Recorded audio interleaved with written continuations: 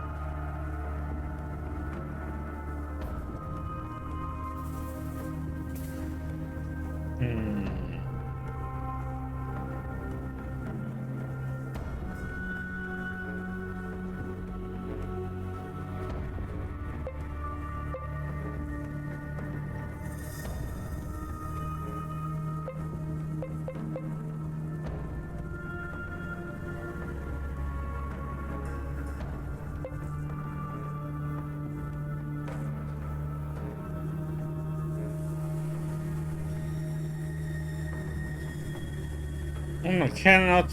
What the? Can't see the target. What the heck is right in front of your face?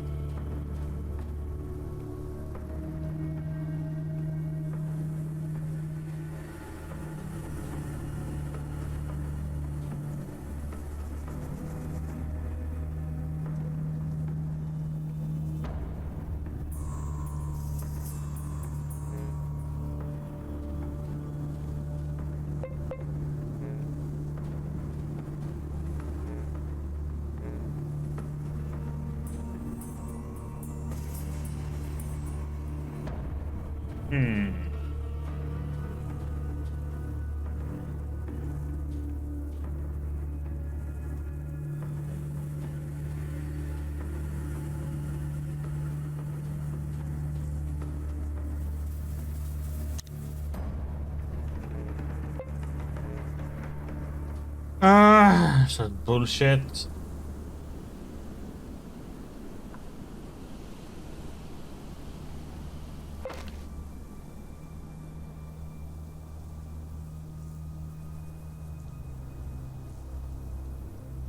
I call the bollocks.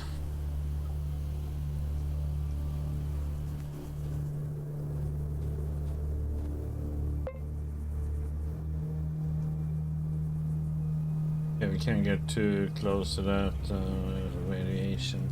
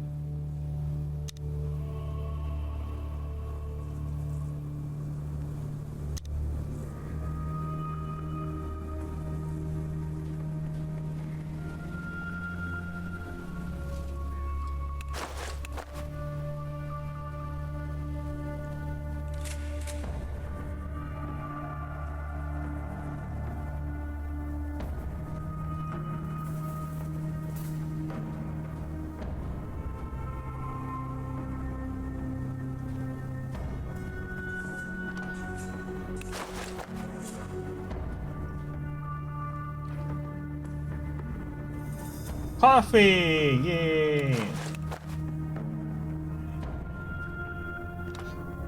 Oh yeah, more condoms.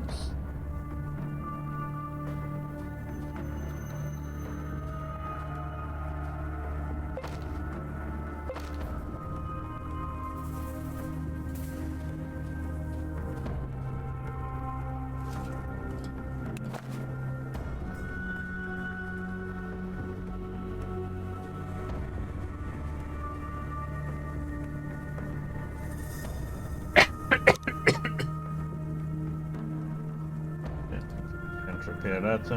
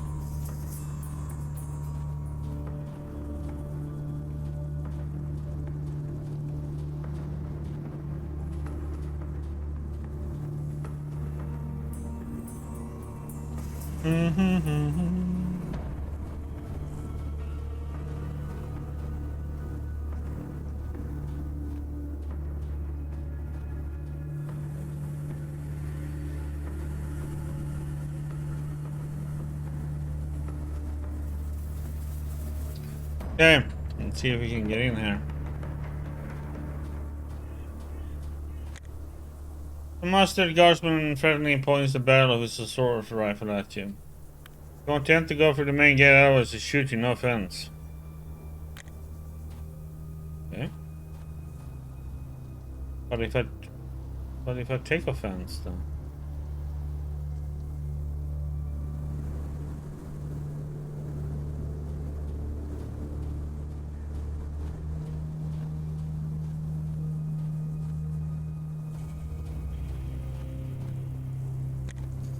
Before stands a green-faced fellow in black padded jacket. He adjusts his grip on his assault rifle and eyes you coldly.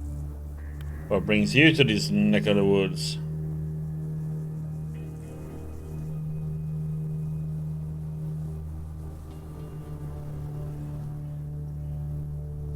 I've been traveling, that's how I stumbled upon this place. You're a traveler, huh? A real outdoors man. I brought you here, Strider. Up with it, now. His passport. Does this piece of paper tell you anything? Examining in the car, the goon smirks and comes a few steps closer, relaxing his hold on the assault rifle. Got yourself a thief's passport, I see. It's getting interesting. Where did you get it? Krasnosnameni? Yeah, where else? Right, these cars only come from those hacks in the big city. I don't respect them all that much since our team isn't part of the underworld. Who are you all then? Us, we're the closest thing to legitimate law enforcement in these parts. Our chief's already been talking with the Krasnosnameni Chamber of Commerce, asking them to recognize us as their official Wasteland Strike Force. So we won't have to loot the homes of nearby peasants. We'll tax them, all proper like. Not just any punk will be able to join our mighty crew then.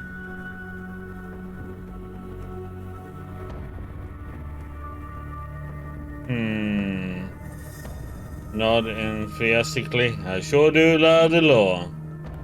The man looks at you with a smirk.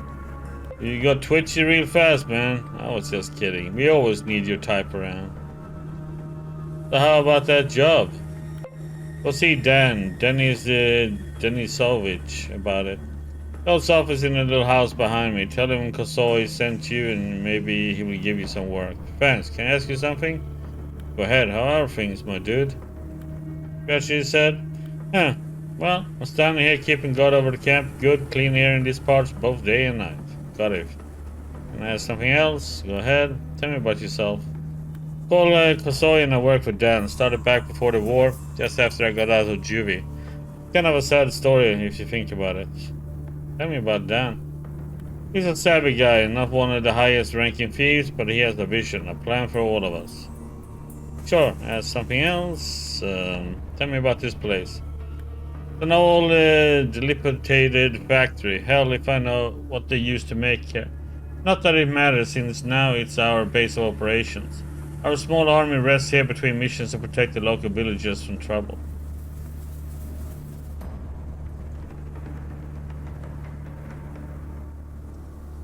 Interesting. Can I ask you something else? What's the news around this place? I always thought only idiots believed those stories about Athens, but the other day I saw a troop of their soldiers with my own eyes. They were passing through Otradnoy, and they weren't from Krasnosnameni or any other place I know of. Oh, really? Can I ask something else? Okay. Gotta go. Welcome, take a walk around the camp if you want. Maybe some stuff can slip into our pocket? Mm-hmm.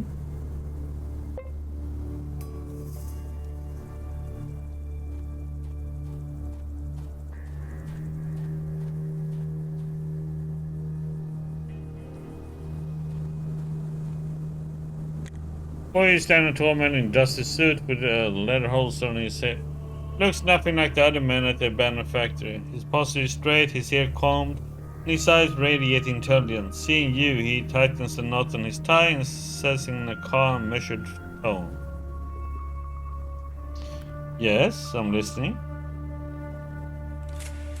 Dan, I presume? The same, and who are you? Your real name, please. Dan looks you straight in the eye, which immediately makes you uncomfortable. His frosty gaze seems to peer directly into your soul. Jim. Boss writes your name in his notebook and looks up again, waiting for you to continue. I was sent here by Kosoi. It's about the job. And why did Kosoi think you would make a good candidate? We're looking for a very specific type of person. I have a thief's passport. Sure, you're one of those types. Alright. How can I look a gift horse in the mouth? So you're looking for a job? That's right, can you help me with that? Job. Snaps his fingers. I do have a job for you, or let's call it a test. Going into the main facility which we are using as a barracks. Look for a locked door with 2 guards and talk to the one named Shishak. He'll give you the rest of the instructions.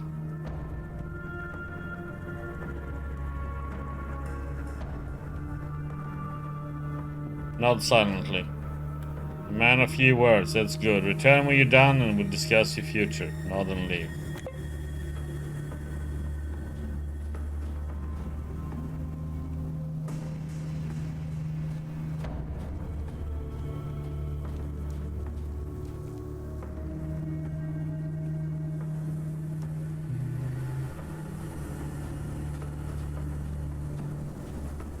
Okay, no loot there.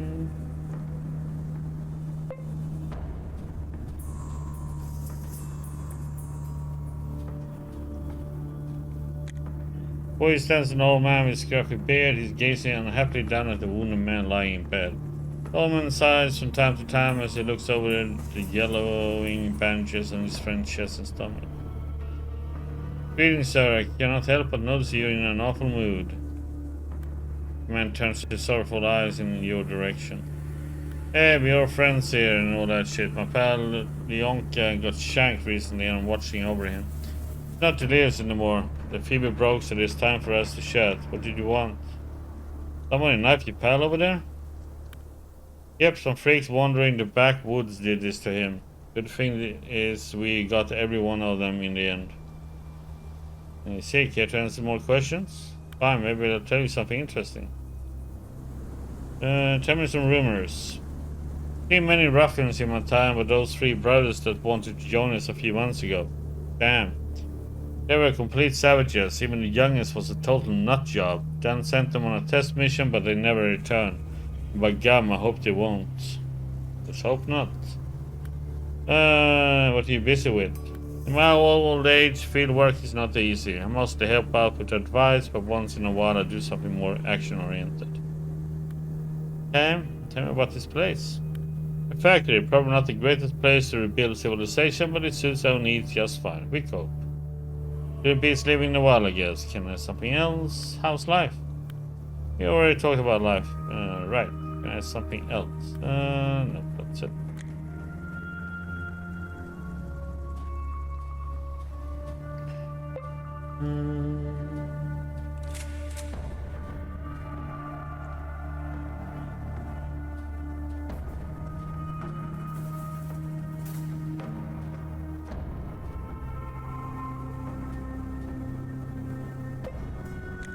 This slim-haired looking man is watching his son. He apparently isn't going to start a conversation. Hey there, can I ask you some questions? Tell me some rumors. Nothing to tell, I don't place my trust in hearsay. See your point? What are you busy with? The usual, I go to meetings where the groups rob the merchants, loot abandoned homes, and that's not all.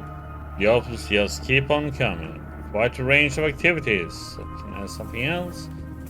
Tell me about his locality. Our base, we hold up here for good, just like in some fancy castle. Nobody can take us by surprise, not from any side. See your point? How's life? It's okay. Lost a buddy a while back. He went into Krasnosnameni to, score some babes. So we spent the night at some old hag's gas station on the way to the city. Nobody's seen him since. Should I go look for him? Nah, it's his fault for taking such stupid route to town. If he got lost, then so be it. I also owe him some money, so don't bother. Like I always say, nothing more important than friendship. Okay, that's it.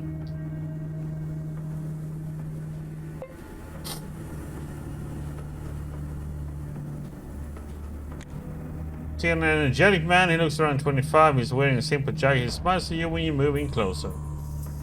Hey, can I ask you some questions? Hey, the wanderer, ask all you like, you have nothing to do apart from chatting, the day is too calm for anything else. How's life?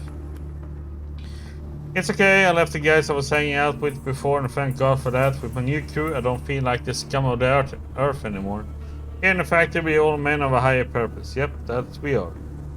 That's just great, now can I ask something else? Tell me about this place. Look around, quite a place, right?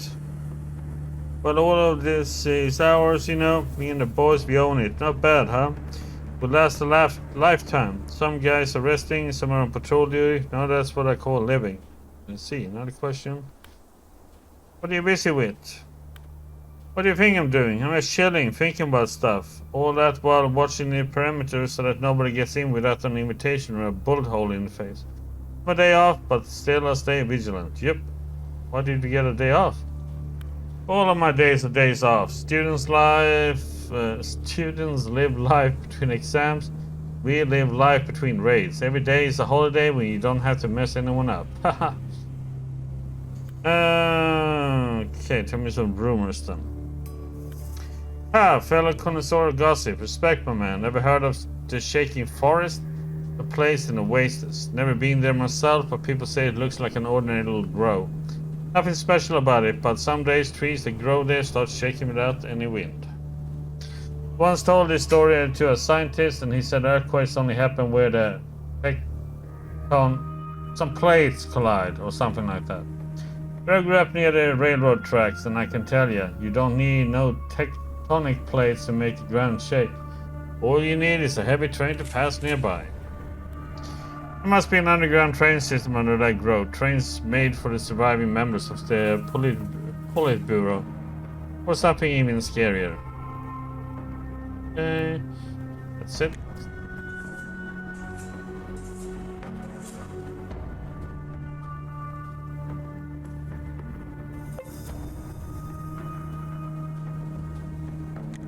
A short name guy keeps watching in front of some undistinguished door. He quietly talks with his comrade. But upon seeing you, he waves his hand in salutation. Looks at you with a crooked smile. Hey there, Chief. Hi, Dan sent me. Are you by any chance Shishak? He looks at you with a sly grin on his face. Dan sent you to talk to Shishak. Well, let's assume that you found him.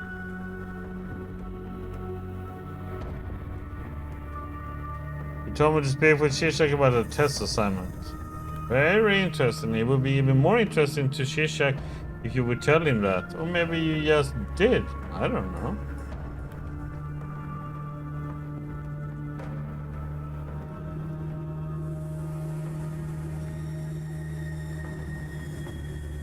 Listen, are you really Shishak? Your reaction is kinda odd.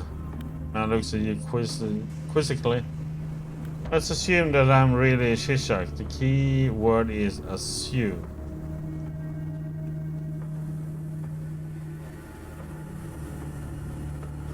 Intellect. The assumption of having two correct answers in the question there's only one solution. A pure nonsense if you dare say so myself. What? Huh? Okay. Whatever. You need to talk to my neighbor over there. Damn, egghead. Wants you to a man next to him. Finally.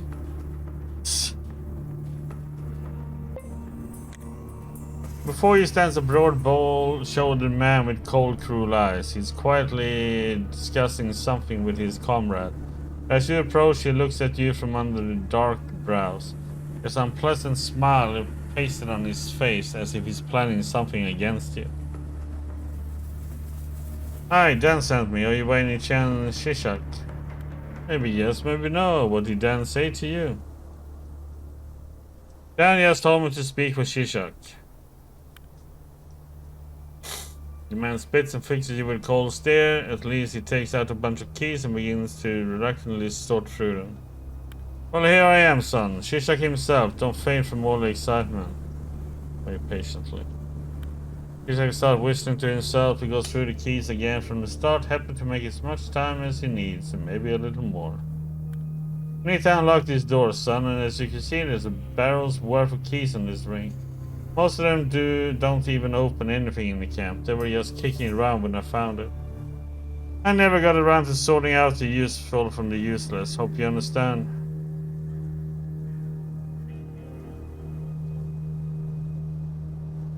Wait patiently. He yawns and lazily stretches his neck. He then proceeds to search for the right key. He takes his sweet time, shortly grunting out a meaningless observation to the man standing next to him. Which is the correct one? I can't seem to remember. Heck, excuse me, son. This is a bit awkward. Yeah, real awkward. Nods silently.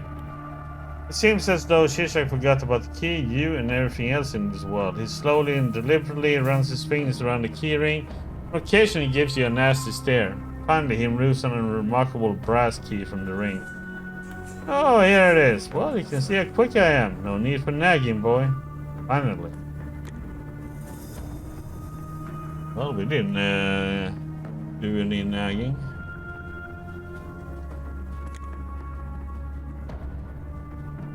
Before you stand Shishak, a square-built man with cold, cruel eyes. He's looking at a huddled prisoner with a gag in his mouth. The prisoner is squirming on the grimy floor, trying his best not to look at anyone in the room. He's obviously in fear of a beating.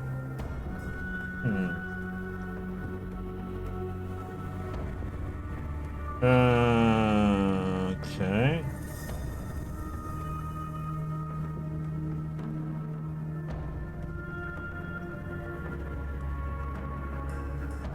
Hmm.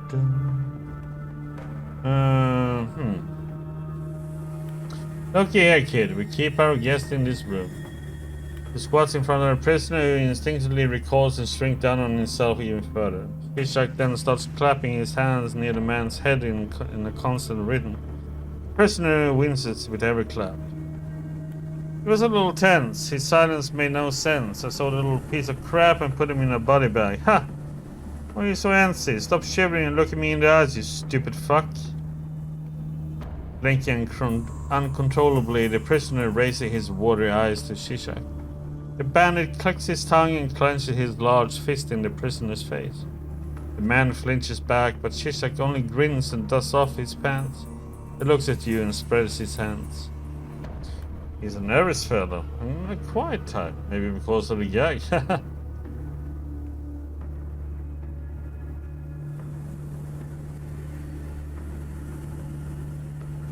Who is he? Some schmuck from Otteranoi. Talked up a storm about his money, so now he has a free accommodation in our luxury apartment. Claiming I was gentle at first, just gave him a couple of shin checks, that's all. But the fuck keeps screaming he has nothing. He's bluffing, I'm telling you. Okay, what do I need to do? Your job is easy peasy. Look here. He reaches into his jacket, pulls out a polished TT gun and hands it to you. Grip first. This is a gun with one bullet. The rest is up to you. Kill this idiot right away or extract a little payment first. I don't really care. Only the grave will fix what's wrong with him. That or some vigorous abuse of vital organs. The bound prisoner looks up at you with a mixture of hope and fear. Shishak takes a couple of steps back and watches with interest.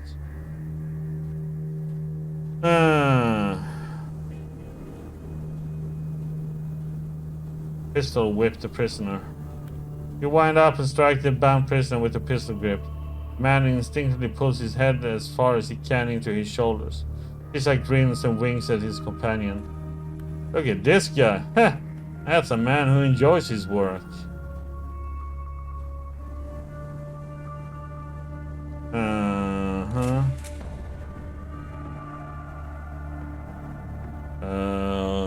Okay, so what should we do next then? Should we...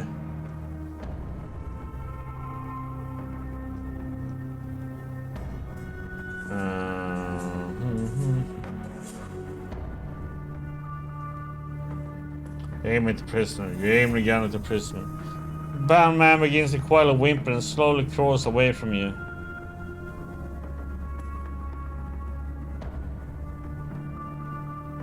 Shoot him in the leg. Pull the trigger and nothing happens. Instead of a shot, there's only a clicking sound. The magazine is empty. You look at Shishak in astonishment while the captive, still unscathed, quietly sobs on the floor. Shishak throws you a cheerful wink as he takes the gun from your hands. Not loaded, but still need this fucker alive, and you surprised me, kid. Didn't think you had the balls. Hey, Sneer, come here, will ya? Man gestures his friend over and whispers something in his ear, then slaps him on the back. Sneer runs out of the room. Now go, let's see what Dan has to say about all this. Interesting, we're passing for a test around here.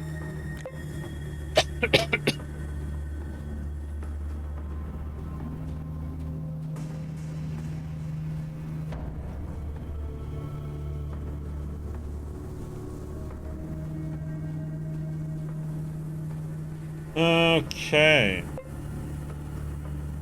Let's look around a little bit more. Before you stands a tan man in a dirty apron. There's a butcher's knife in his belt. He stirs something inside a pot but hangs over the fire. He must be the local chef. Upon seeing you, the man nods. Hey, came for the grab? If so, I can't help you yet. Work for Dan a little bit first. But if you're looking to buy, you're always welcome to do so. Tell me what you got. Huh. Ooh. I like it.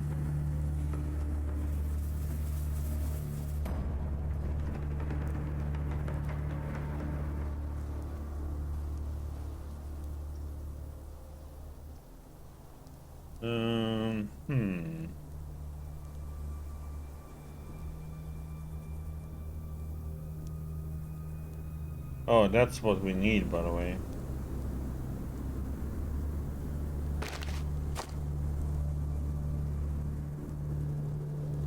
Oh no, I already have. Oh, I already found a vodka. The hell?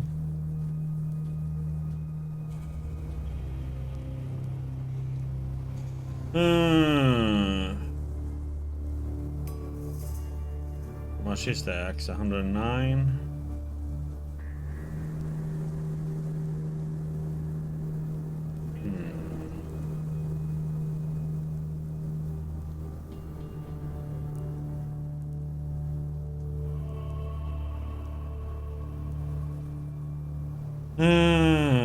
Old boots.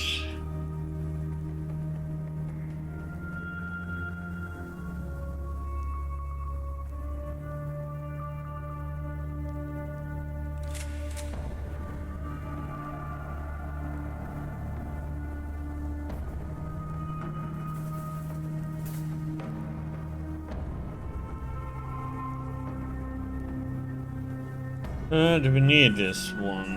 No, so we can sell that.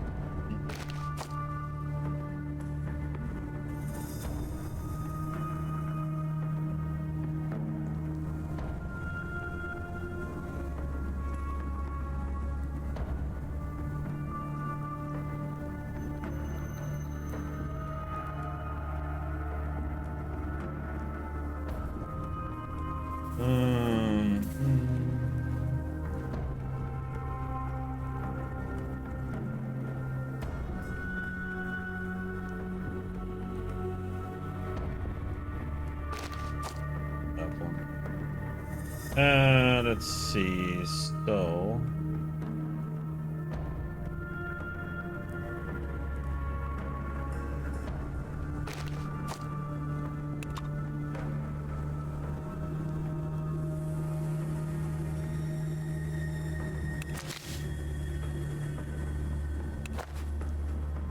Can I ask you a few questions? Tell me about yourself.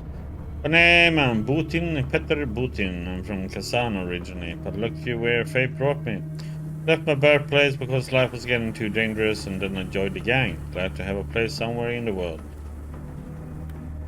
What are you busy with? I'm a chef. My mother was a strong woman. She hunted for a living. Always took me with her into the woods. I learned a master of cooking things from her. How to boil a good fish, how to skin an elk, how to make ground meat without a meat grinder. You can also make several types of stew. Mother schooled me right. And it shows, yes. Look at you, you're doing... Mother was a huntress, I can respect that. No problem, ask away. Tell me about this place. It was an old factory, but now it's our castle. We observe the surrounding lands from here. It's a good life. Not great, but good. Suddenly, the cook looks at you with sadness and kicks a small stone beneath his feet. My pal Stenka, better known as Stenka the Deaf Shooter, got sick lately. Some psycho cut him up in a fight, so he injected himself with army tranks. FEN or some shit. Ugh, the man's a bloody idiot now. And he was such an intellectual before it happened. A true thinker. Ugh. Sad story. Okay, what rumors did you hear? They said that 4 master chefs live in the surrounding lands. One of them can cook any fish. The other specializes in mutated insects. The third knows the ways of herbs and spices, but only a few talk about the 4th chef, because he mastered the cooking of most taboo meat. Human. Ooh.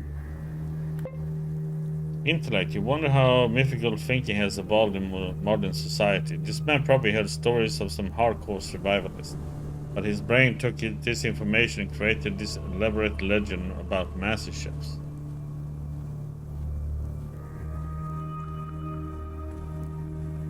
Oh wow, the mystic ways of the modern world sure sound interesting.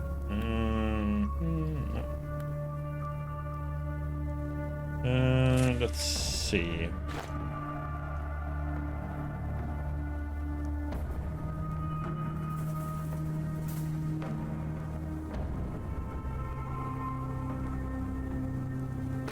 Crap, I need 50.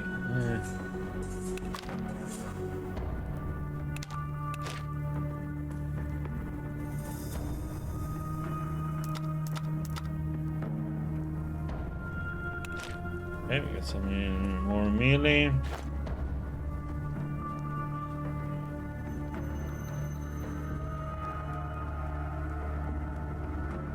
I'm just wondering if I should skip the show now. We keep it.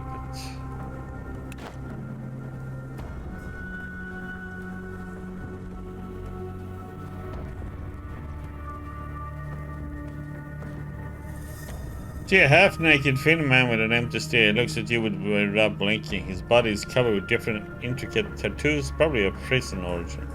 Hey, can I ask you some questions?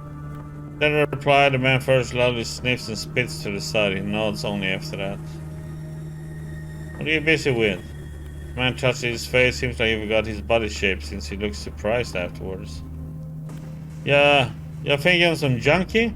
I got in the factory. What duties? You freak?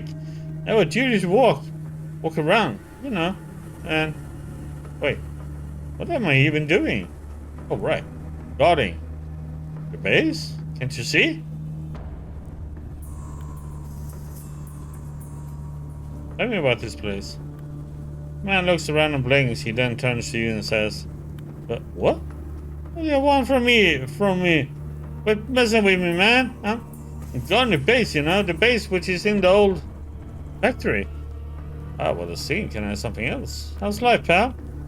The man sniffs again without saying anything. You lose all hope of getting a reply before he finally starts talking. His voice sounds like it's coming from far away. I'm like I'm in a dream, man. After they knifed me, I decided to treat myself with some tranquilizers. But, yeah. What were you asking me? Doesn't really matter, my man. Can I have something else? Tell me some rumors. The man lifts up slightly and gives you a semblance of a smile. You notice that his teeth are rotten. Most are blackened. Some are gone completely. Ha! Ha ha! Ever heard of the hypnotic toad? I was watching it on TV. You know the channel Sosnemany uses to brainwash the local idiots? They lie about everything. Fake news, I tells you. Old media can't give us anything new, dude. Long live the thieves. What? Sorry. Got your point. Okay, I see. Well, gotta go. Hey, buddy. Oh, this guy seems interesting. What the heck? That was the guy, his friend, the chef's friend, that tranquilized himself a little too much after getting shipped.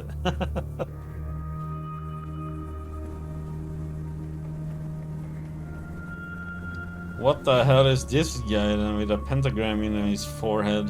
You see a sturdy thug sporting makeshift armor and a provocative occult-like tattoo on his forehead. In his teeth he clenches a smoking cigarette. A huge camping backpack rests upon his back. When he moves, a soft tinkling can be heard.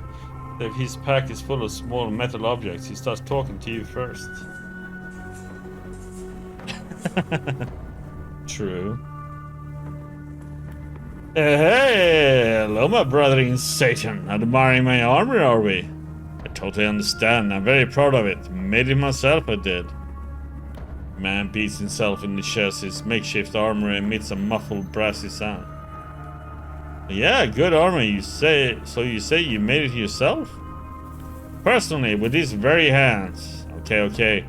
The design of the armor was not mine, but I assembled it, and that's what counts. Can you tell me exactly how you assembled it? The man looks at you suspiciously, but then shrugs and gestures for you to come closer. I should probably ask you for compensation. But I'm too lazy. And what does it matter anyway? We should practice doing good deeds simply for the sake of doing good. Not for another reason to pat ourselves on the back. We do that enough already, don't we? So, it tells you what resources you will need, how to bend steel sheets, how to sew leather patches together with a makeshift bone needle, how to tie up seams, and eventually, how to make it all work. Cool, so we learn how to make this armor. I taught you everything. Now you can try to craft your own armor too. But remember, you owe me. As you wish. Can we talk about something else? Okay, let's talk. By the way, maybe you want to buy something. I have plenty of items for sale. Choose anything you want. The tattoo on your forehead is impressive. The man curls his lip and slides his long fingers across his forehead. Yeah, this is because I worship demons. Get it, bro? This is no picnic. Serious matter. How did it happen to you? That's a good question. What? You interested? Of course you are. Demons are generous masters if you find the right approach. The man grins complacently and rearranges the straps of his backpack, which is filled to the brim. So this is what happened. One set up a camp at the shore of a big lake to the north of here. I set up the camp, set traps at the perimeter, and then went to sleep. But as soon as I fell asleep, crazy things started happening. Continued listening in silence. Do you ever dream of sleeping while you're asleep? That's what was happening to me. I was looking at myself as though I was outside my own body. Anyway, the real fun began when I looked at the sky and saw the morning star shining up there. Hesperus, people call it. It was so bright it was burning my eyes. It was a star, and at the same time, not a star. It was a cute broad, all plump and hot. There was a rabbit and a dove on either side of her. There were poppies, roses, and some green bushes with bluish-black berries at their feet. My mouth opened so wide in my sleep that my jaw popped. When I blinked, there was suddenly no woman anymore. Instead, there was an ever-morphing kaleidoscopic vision. A horned demon with diamond eyes gave way to a fairy dragon, which in turn was replaced by a giant whale, and then a ball of light. Okay, what the hell are all these people taking, man? The man grins and takes a drag on the cigarette before blowing out clouds of dark grey smoke right in your face, so thick it's almost black. You start coughing.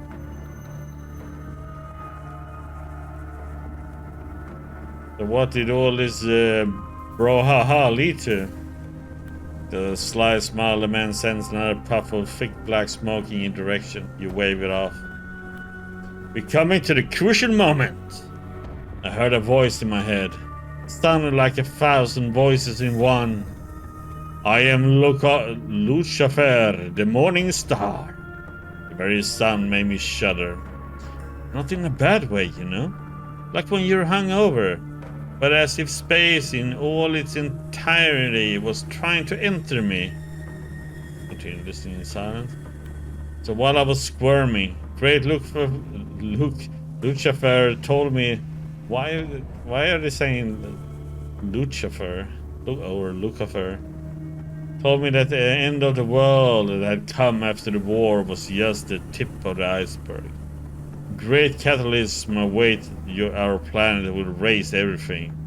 It won't happen soon, and it won't happen at once, but it will be sooner than you think. He told me many wise things, many things, so many that when I woke up, I forgot almost all of them. But I remember that I had this knowledge once. The things I did remember, though, oh, they were mind-altering, and I will never forget. I perceived the universe as a single point of infinite nothingness, yet simultaneously of infinite extension. And I became this universe. Became dissolved, or something like that. All thanks to that demonic epiphany. Isn't this actually an obscure quote from the renowned English occultist Aleister Crowley? Suddenly, demon worship turns away sheepishly, licks his lips nervously, and coughs under his breath. What? Aleister Crowley? No, never heard of him. I thought of it myself. Or rather, great Lucifer told me.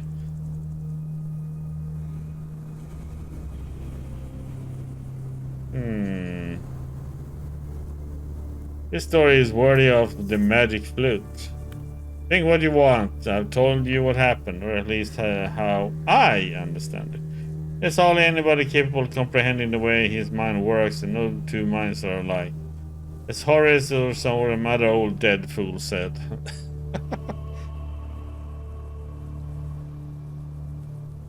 Yes, they quoted from another book, huh?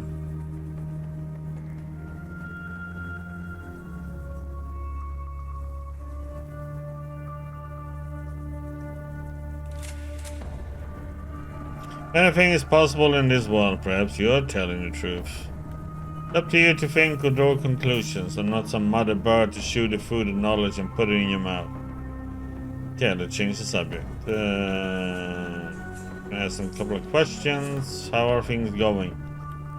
Things are going well, why wouldn't they? I trade all sorts of stuff, useful and less so, with the local thugs. I have license to operate within the factory, and I am something of a court peddler here. Because of this, Yashin, a peddler from Otradnoy, is green with envy. I see. Let me ask another question. Tell me about this place. As good as the place is any. They provide me with food and shelter, and there are no bugs here biting my ass. My legs, I mean. I'm free to walk and look around, and in my free time I can do whatever I want. A rather cushy place, honestly. At any rate, it's much better than dying in the wasteland like a stray dog. Sure, you can ask another question. Aren't you tired of hauling around this huge backpack?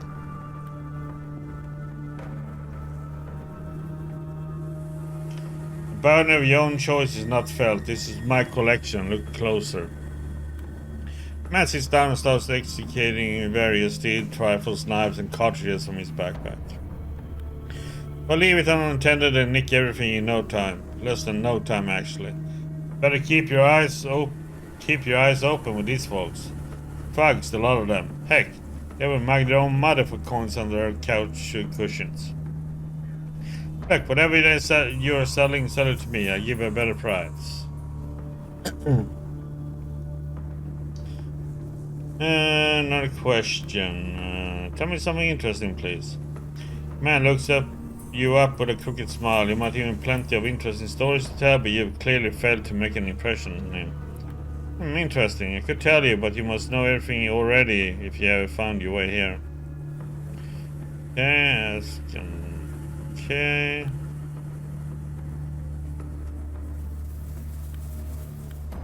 Let's trade. Of course, he had an interesting weapon. Holy shit.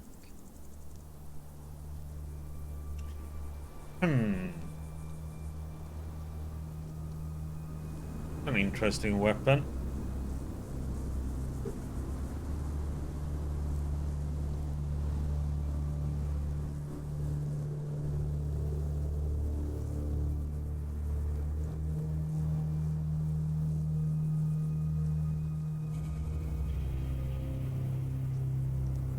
Bong some people with that. Triple cologne.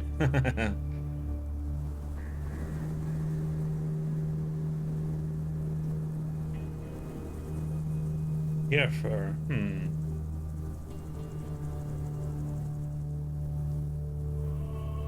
that one is like really nice.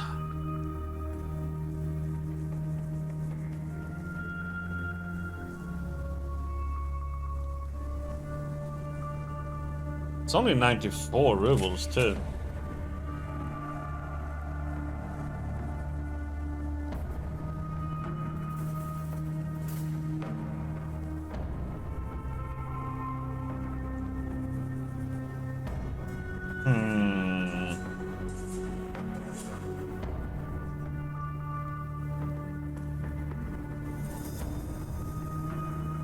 I need 65 melee weapon. Keep it in mind.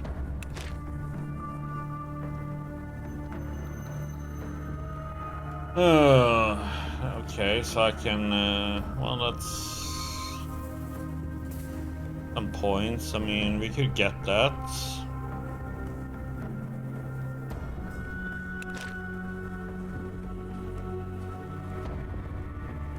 And why the heck did I get this axe earlier?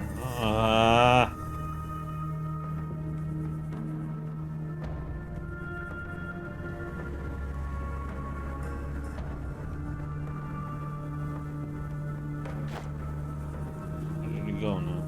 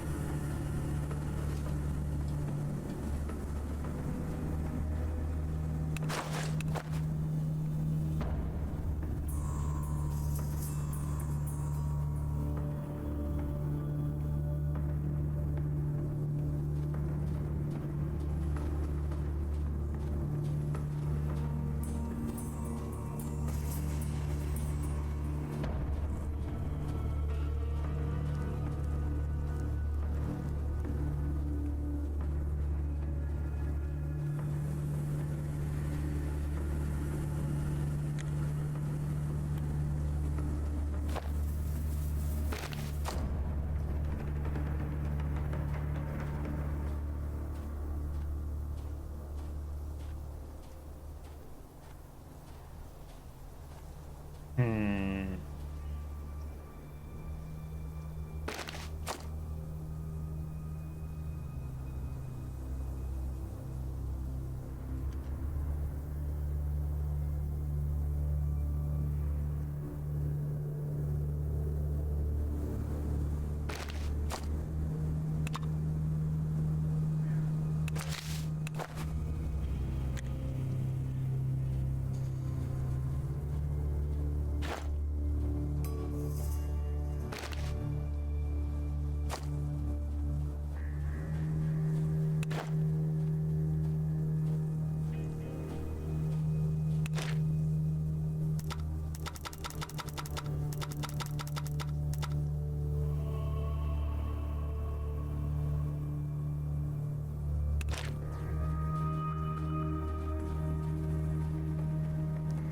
Need to eat.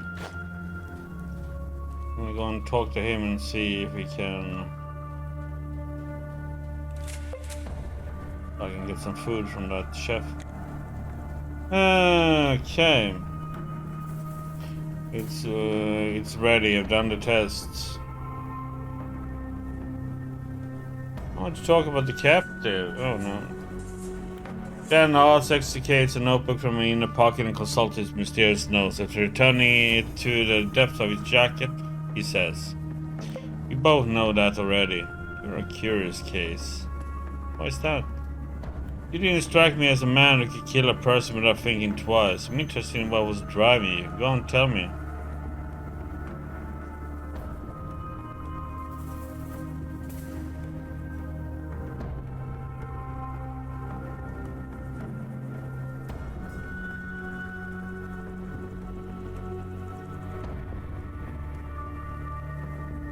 You don't want to kill him. Maybe hurt him a little, in the worst case.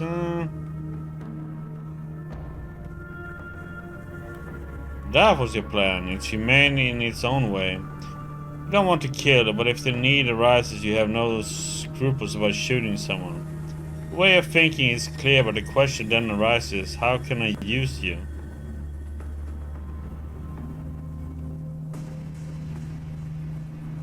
Continue listening in silence. Okay, I had a different task in store for you, but seeing as you have such a sober mind, I'm giving you something else to do. It requires using not just muscle, but perhaps even your brain. Tell me the details. I had a visit recently. 3 brothers came to me asking for a job. Just like in a fairy tale, the eldest was smart, the middle one neither smart nor stupid, and the youngest as slow as a snail. All 3 were rather unpleasant, but not too horrible. What I would call an average level of post-apocalyptic cruelty. There's a farm under protection not too far from here.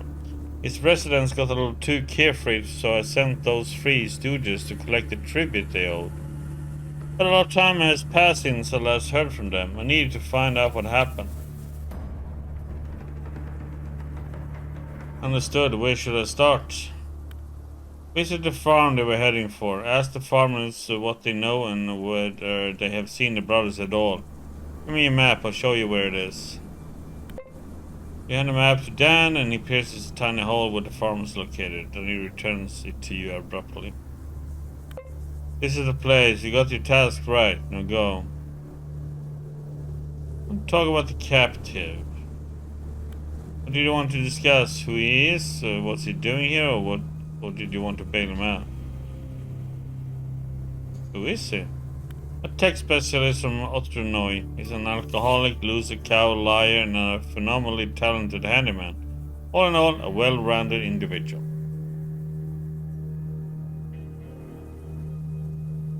What's he doing here? My men arrested him after he bragged about being rich. Our organization is kind of like the law in this part. We have a monopoly on violence, and in return we demand supplies. But this bastard wasn't paying his fair share, so now he's in the cell for the crime of tax evasion. I see. I'll change the subject then. Okay, I better go.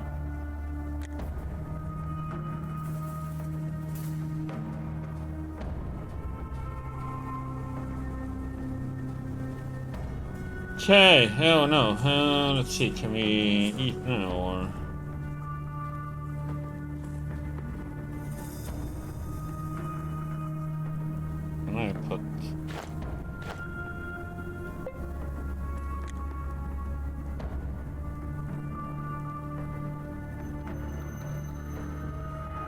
Mamalaga.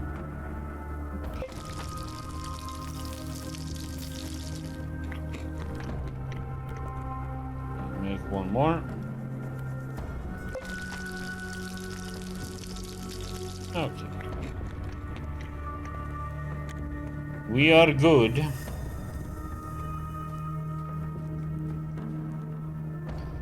Do a normal save, huh?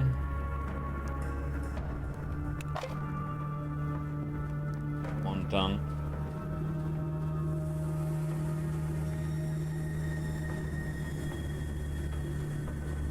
Well, I'm tempted to go and get this thing. Let's quick save.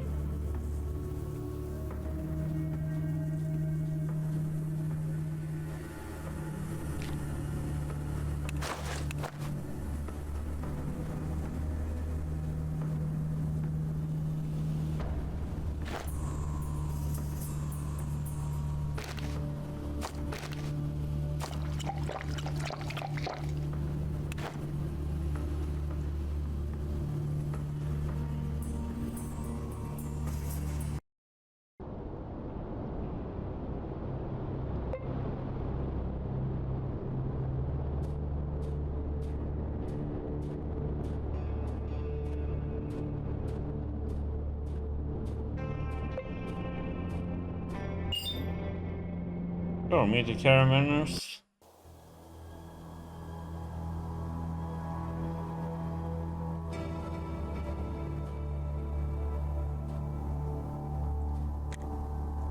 You see a stocky, unshaven man dressed in a pre-war denim jacket. Judged by his sly look, a large bag, and grim-looking guards around, he's a trader. Hello, strange. Can I interest you in a little something from my collection?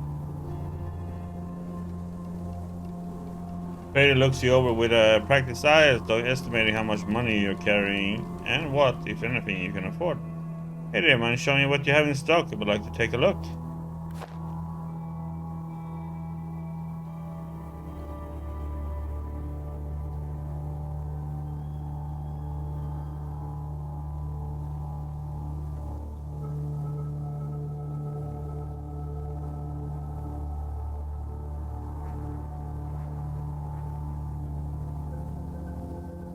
Take a salted fish.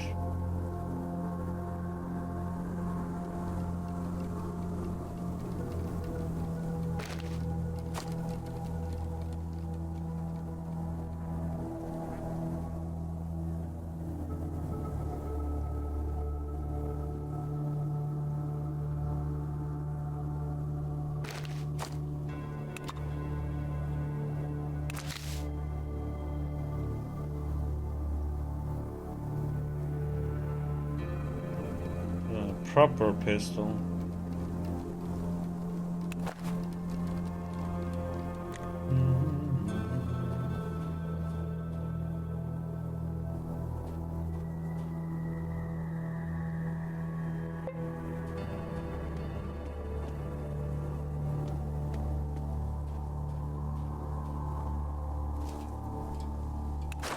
We got a tire.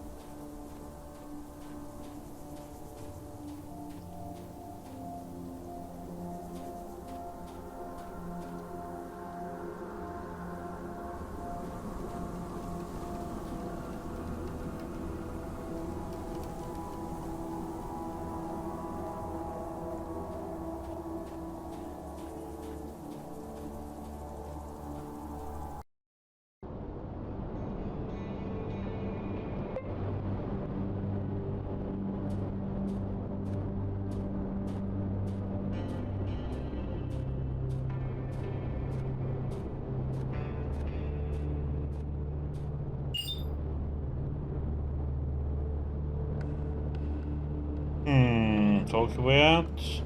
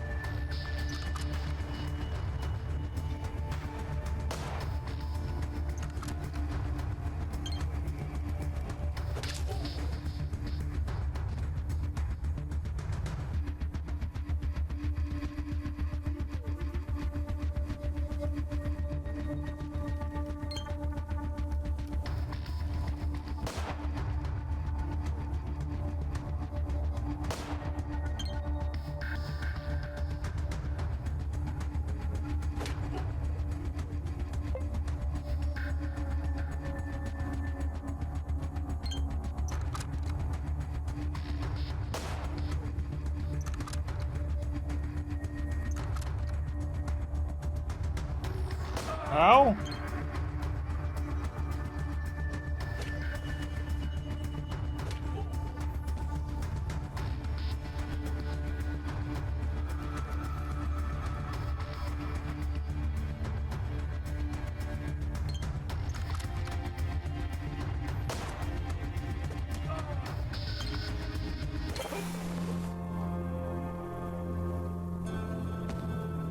I'm glad we bought that club, man. Holy crap, it does nice damage. Holy shit, the loot, man.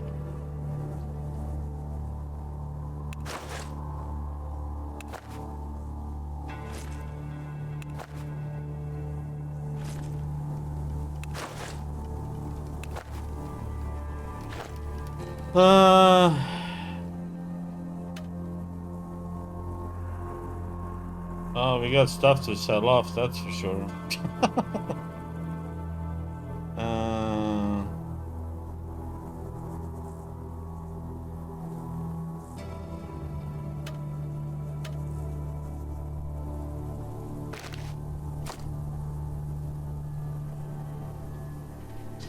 Yeah, this is why I'm saving my points, so I don't use them until I actually do need them. Feels like a good way to do this right now.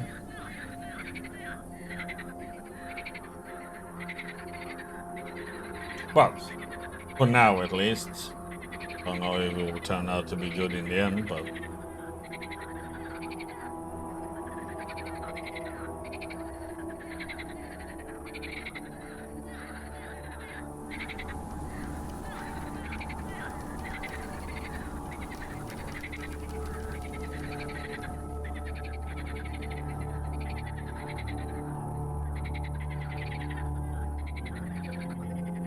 Holy shit, we got some moonshine, baby! Oh yeah!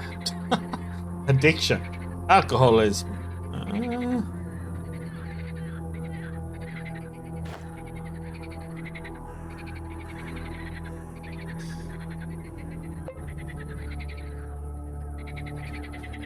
I can say I was evil at one point as a kid.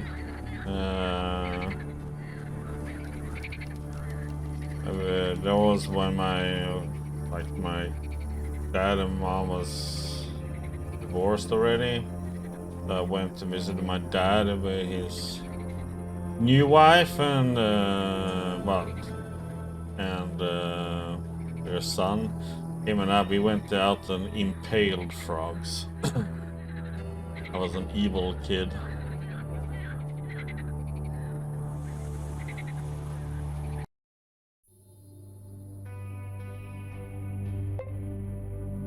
I don't know why we did it, it's just...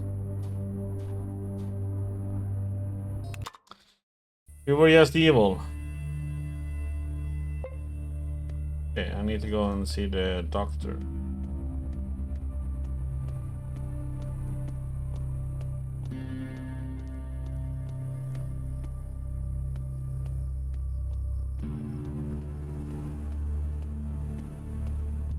Oh wait, no, I need water.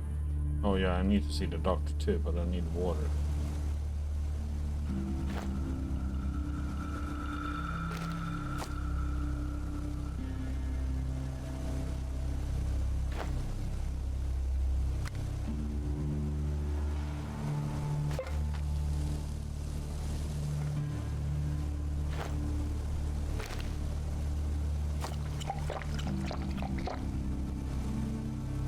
Go. Poison gone.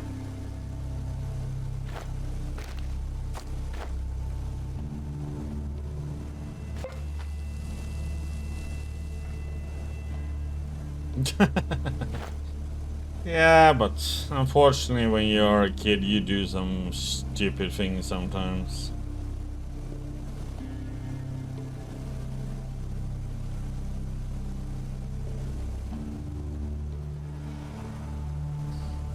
Hmm.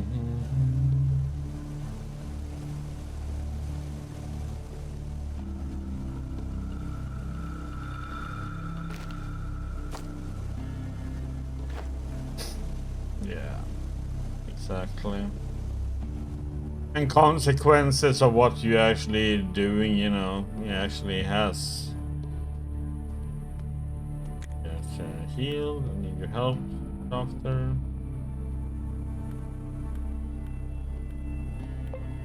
Doc.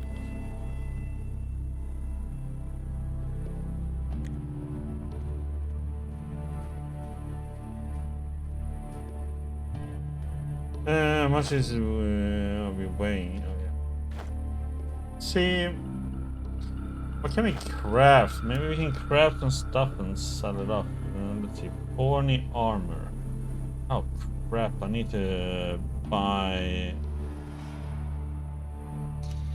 -4 dodge though. What the heck?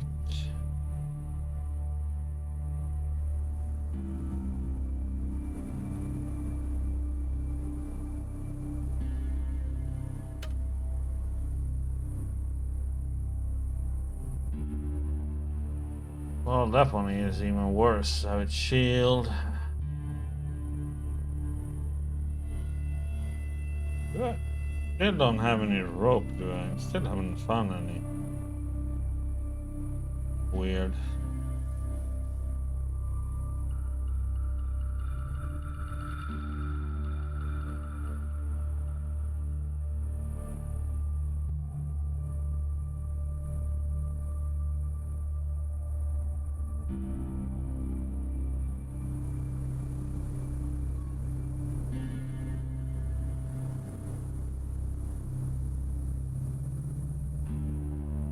I don't have any. Yeah, we do have tape.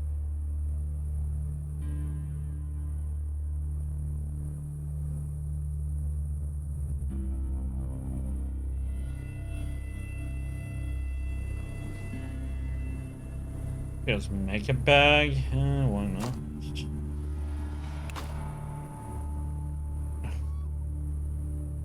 Uh,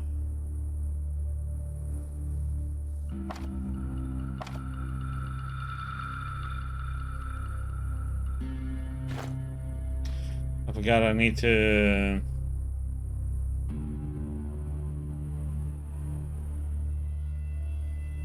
I need to save before I do craft. Go. Bag.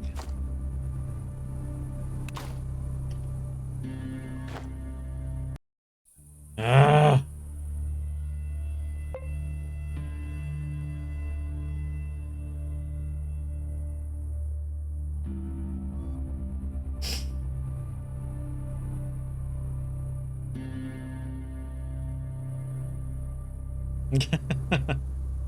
That would be another thing if you're like on the 10th floor or something, throw it off the balcony or something. Okay, cat, time for you to fly and land on your feet.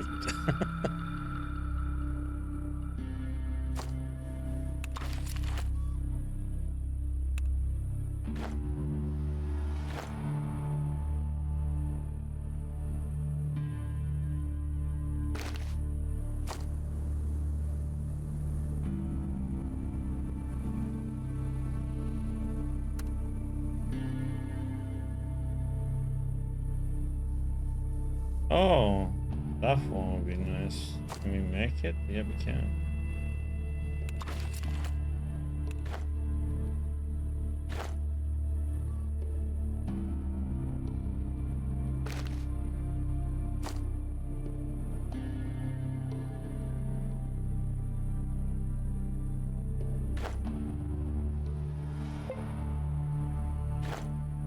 Anything else?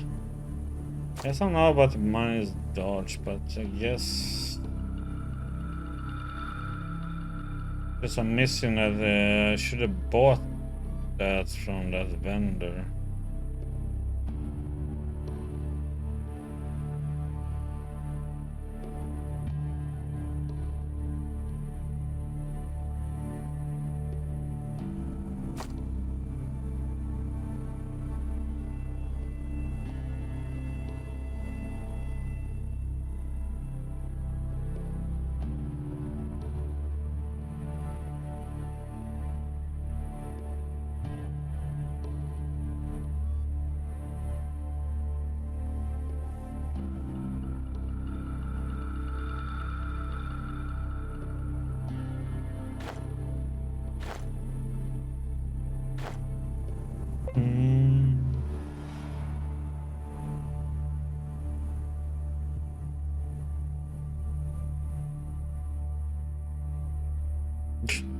Jesus.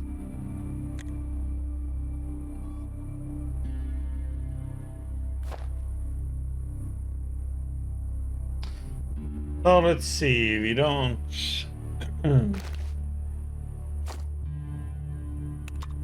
Let me see. What the?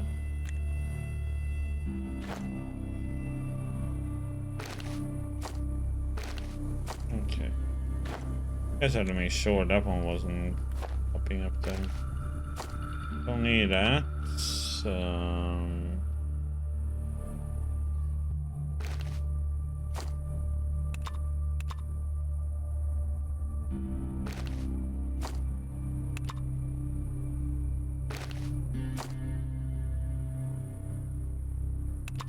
Make sure and see how much money he has, but we can always trade for some maybe gunpowder, or I can take some rope maybe.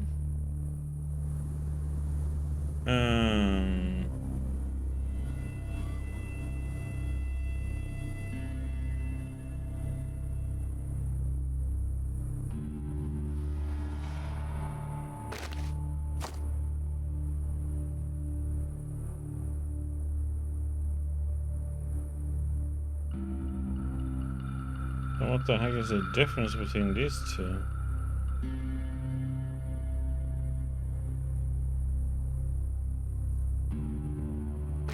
Not that one.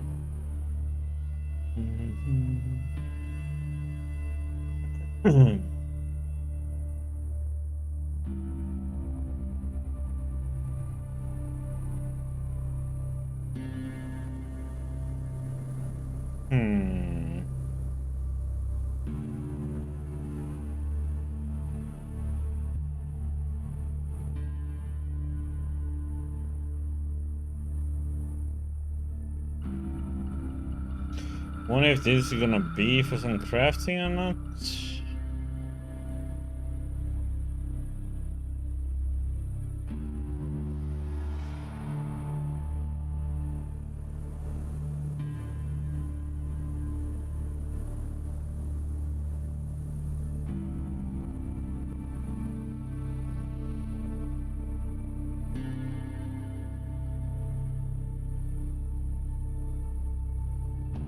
I don't see what this can be used for. Broken shovel handle.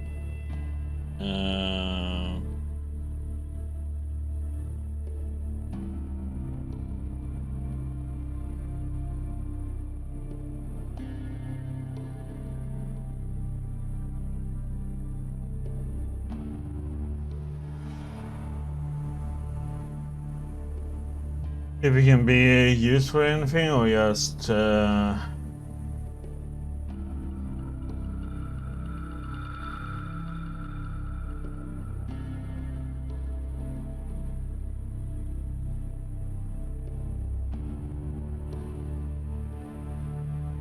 Or if it can be used for some crafting.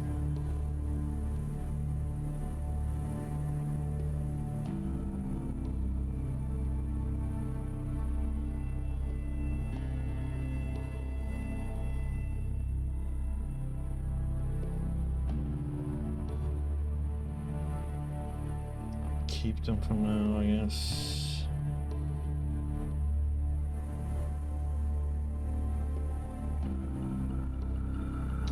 I think I'm gonna take the rope because we don't have it.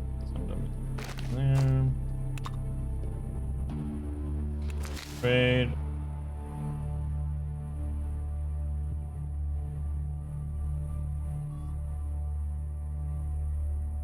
Just I have so many logs, so I just want to trade some or craft some using it. Maybe we should make a crossbow. Okay, we got the vodka for that guy up there now.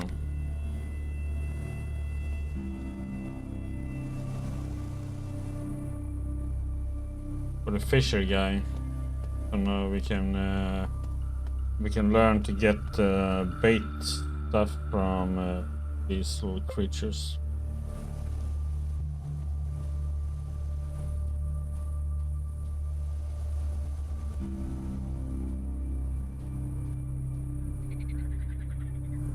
No, he's not there though. Is he only here only during the day maybe?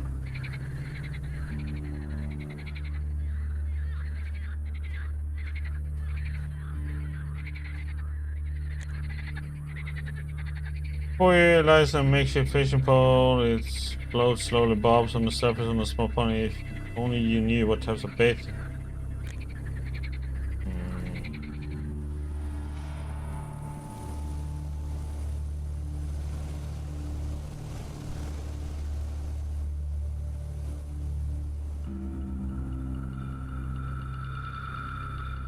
We did talk to this guy, right? Any work to be had in the village? Don't know. His life. Don't want to say it, don't say it. I'm just curious. Really fun, pretty poor though. No money, no fancy stuff. If you don't like that, you better get out. He crosses his arms over his chest and looks at you with poorly hidden challenge in his eyes. Sad to hear. Were in good rumors lately. Didn't hear anything, although I did see something. A weird critters nesting around the village somewhere. Yeah. Okay, gotcha. Well, I better go.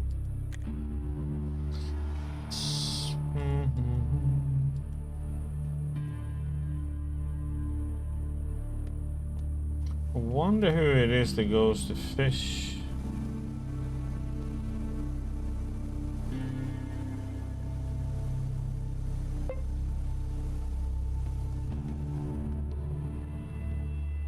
Well, no, not that person. Wrong person.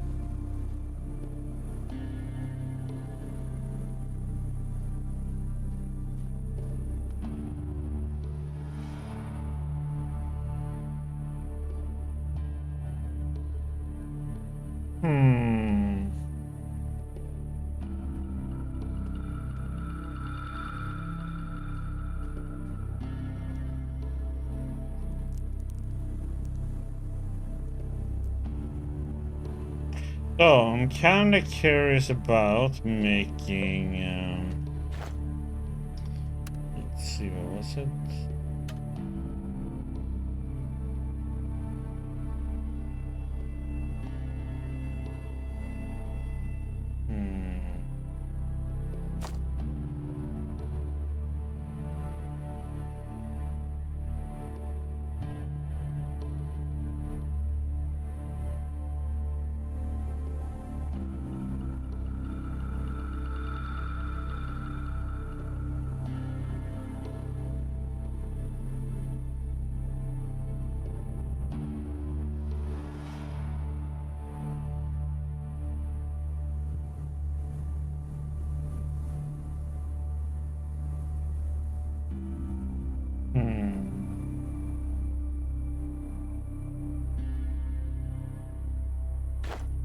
I'm thinking about making a crossbow and then just sell it.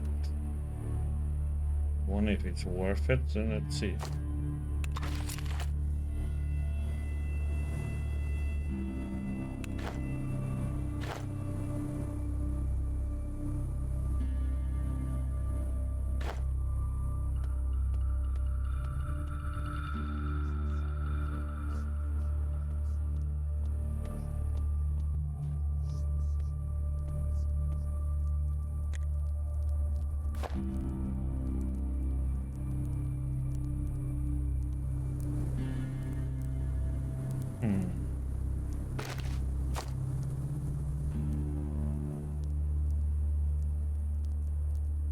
Not worth it with the rope you bought, really?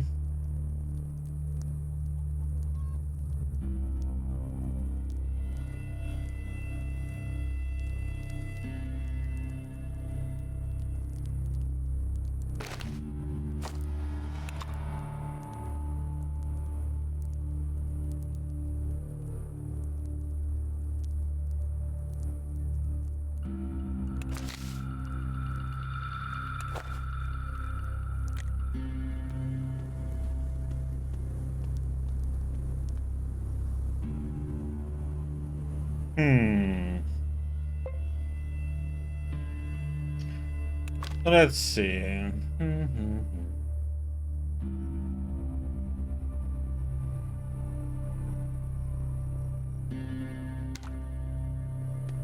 You sleep somewhere, or?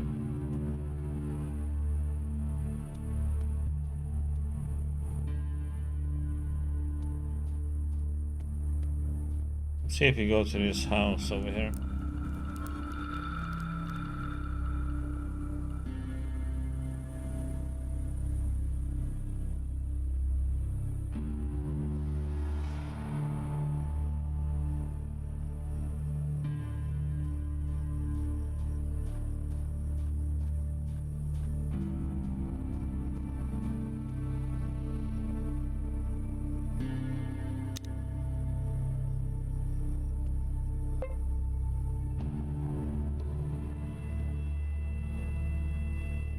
So we can't use it.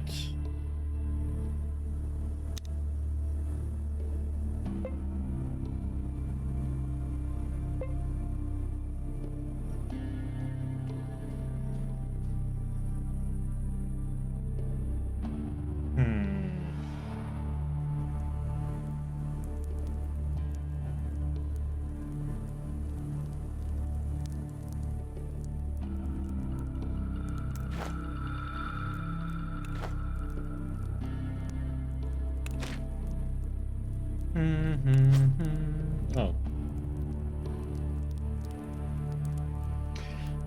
More abilities. Oh, god damn it.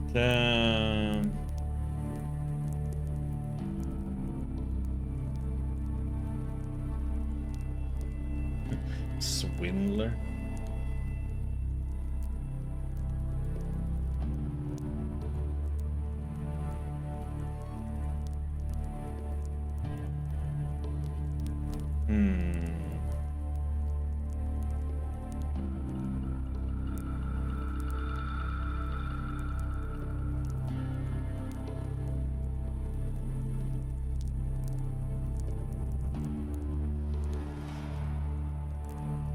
Sick.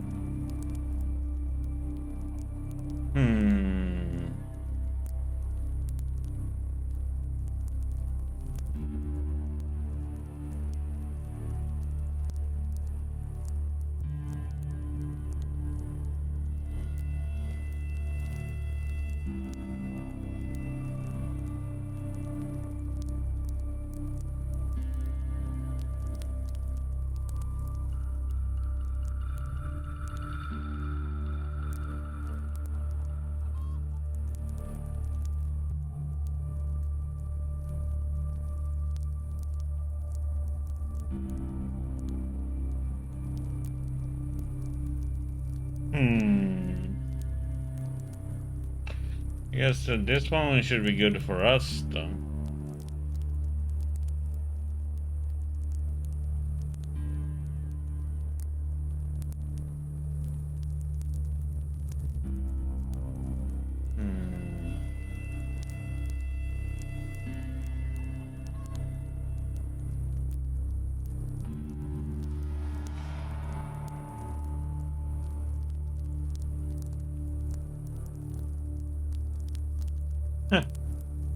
Okay. Toxin into healing energy. What the freaking heck?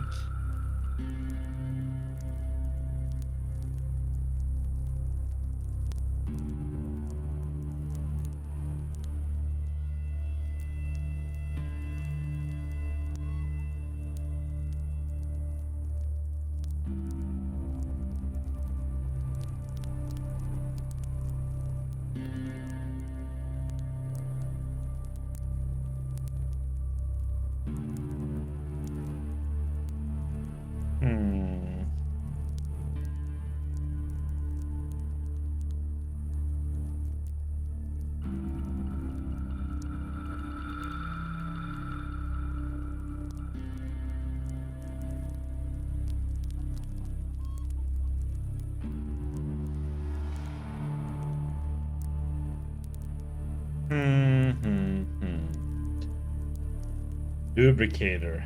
Guns no longer jam. Hands of gold.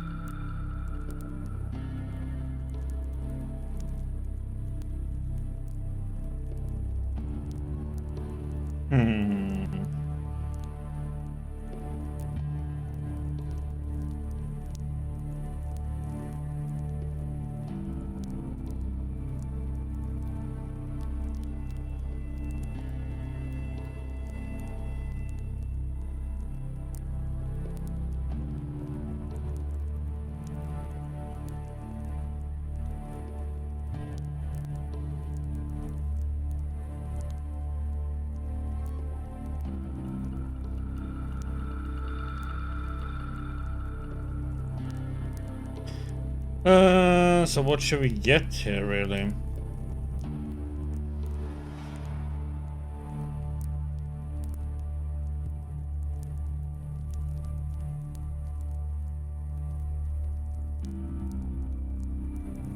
This one would, no.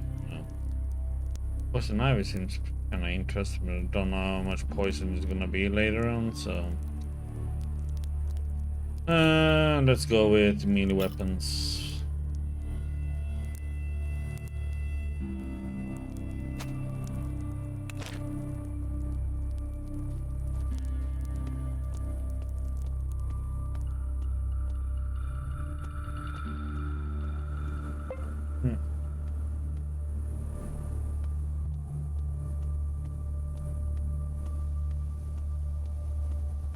I don't know where that fisherman is though, because he says he doesn't stay in the village, he stays up there, so he's gone. Oh well. Come back to it.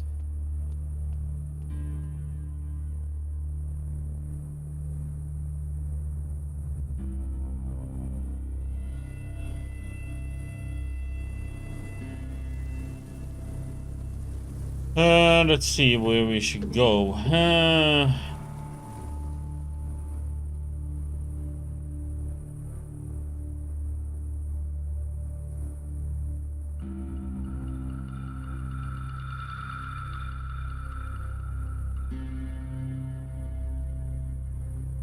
I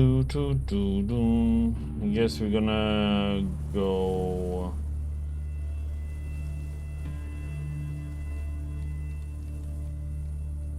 Yeah, I need to find bunker 15. Let's see what we have.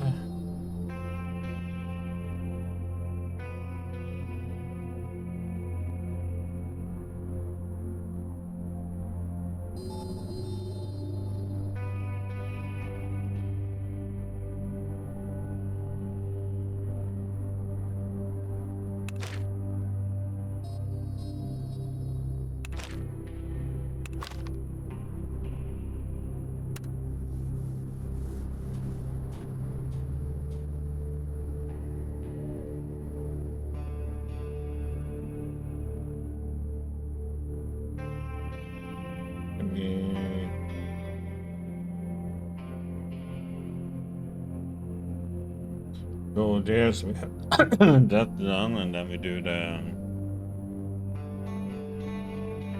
other stuff.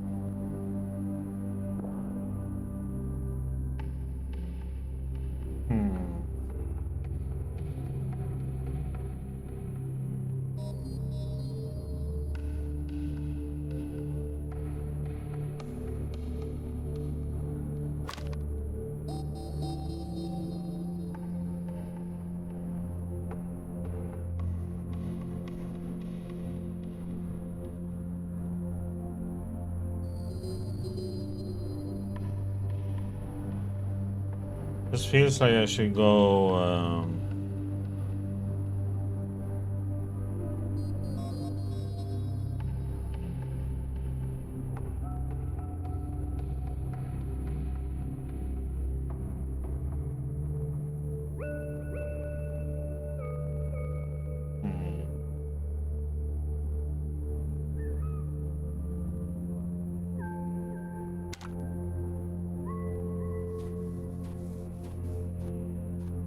See if there's anything new here.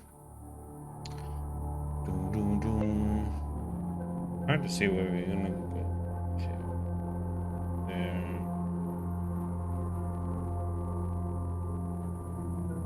Looks like there's something.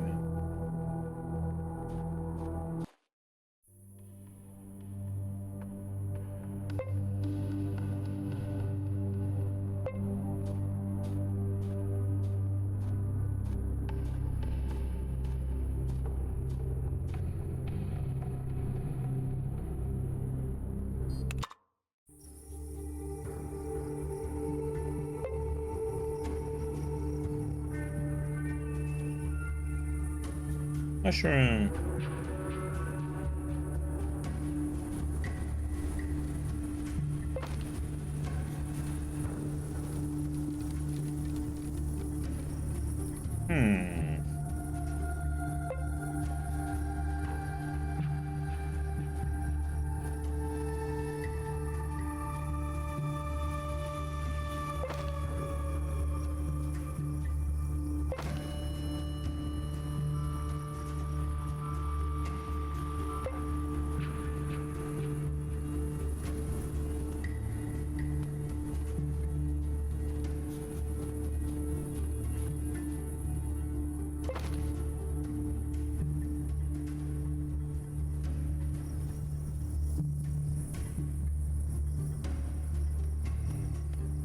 Be friendly or what the heck? Short man with a hand-rolled cigarette drooping from his yellow teeth stands before you. He adjusts his grip on the strap of his machine gun, takes a cigarette out of his mouth for a moment, and spits thickly into the dirt on the side of the road. Brooks orders us to execute any suspicious travelers on sight. The man's voice is hoarse and low. So what are we gonna do with you?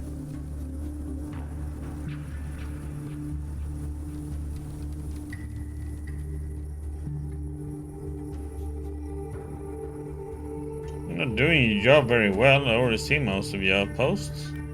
The man smirks and bursts into an awful barking cough. In the fifth passage, he looks up at you once again. Cough, damn, yeah. You got to entertain yourself somehow while we're standing guard. My name is Cashin. What's yours? My name is... Jim. Jim, what a weird name you've chosen for yourself. Alright, what do you come here for? I just wanted to ask you a few random questions. Ask. Away. Tell me about a little about yourself. The man looks you up and down and slowly shakes his head. It's a secret. You're a nosy one, aren't you? Don't want to talk about myself. That's your right. Could you answer another question? Can you tell me about this place? This outpost guards the road to Crescenus Nameni. What did you think it was? An ice cream stand? Fuck, no. When no one's attacking, it's deadly boring. If someone is attacking, it's just deadly. Don't even enjoy talking to the merchants anymore. Damn pork puffers all look the same anyway.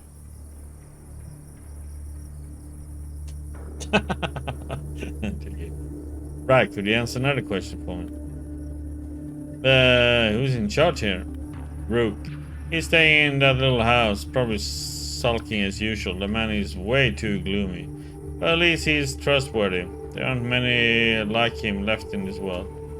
Do that, could you answer another question for me? Got any fun rumors or not so much? There's a not so fun one. I suspect one of my fellow servicemen is badly addicted to devil's weed. He's constantly smoking, and that shit ain't tobacco. At this rate, he's gonna end up in a lunatic asylum. True that, could you answer another question?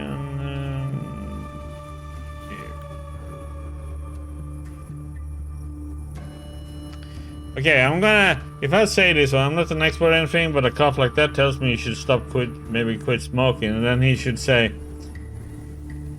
you know what, my grandma smoked and lived to be 100. You know how?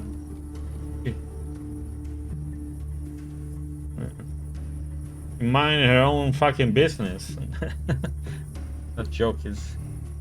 I'm gonna have to ask this one. I'm not an expert or anything, but a cough like that tells me you should maybe quit smoking. The man takes a powerful drag on the cigarette and immediately bends over in a fit of hacking. I'll quit when I'm dead. Life's more fun when you smoke. Listen, speaking of fun, do you have any dice on you? You can play a game or two. I got some coin store. You love dice so much. Why don't you have any of your own? Man bites down on his lower lip and waves his hand angrily. The hell with you, I gambled them away. Yes, I know, it's hilarious. I gambled away my only pair of dice. How did that happen? I had a day off and decided to make a trip to Odrenoy. Was this swindler living there? What was his name? Grishka, yeah, that bald hoodlum. Perhaps you've seen him yourself if you have been over that way. Gambling is banned in the village, so we went to the abandoned house nearby. This Grishka turned out to be a real devil. Before I even knew what was happening, he left me with nothing but my boxes. Then I lost them too. Good job I didn't bring my service gun with me. It's a sin to wish it, but I would love if somebody kicked his head in. Oh, heck, he's nothing but a con man. Low-life grifter. Ah, you're gonna laugh, but I sent Grishka to meet his maker myself. What do you mean? Seriously? Ah, I'm guessing you had a good reason for it, but I didn't truly wish him dead. I was just kidding around using hyperbolic exaggeration thing for comic effect. Damn, now I'm sad. Okay, alright, I got a dash. We're gonna save, but then we're gonna gamble. Fine, I bet 20. Alright. That's well slow, and you do the same. He smooths the dirt by his feet and creates a makeshift playing field. The winner is success!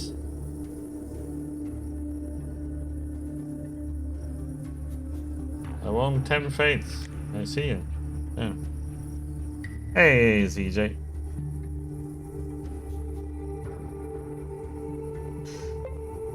Yeah, I had some good Thai food. Had some nice dessert when we got home. Yeah. Got some nice special meat that they have in Norway. They don't have here in Sweden. So my dad asked me like, okay, is there anything you want me to bring you from Norway? And I said, yeah. Bring me this food. Yeah, so I'm hyped up on coffee and sweets at the moment. Sugar rush.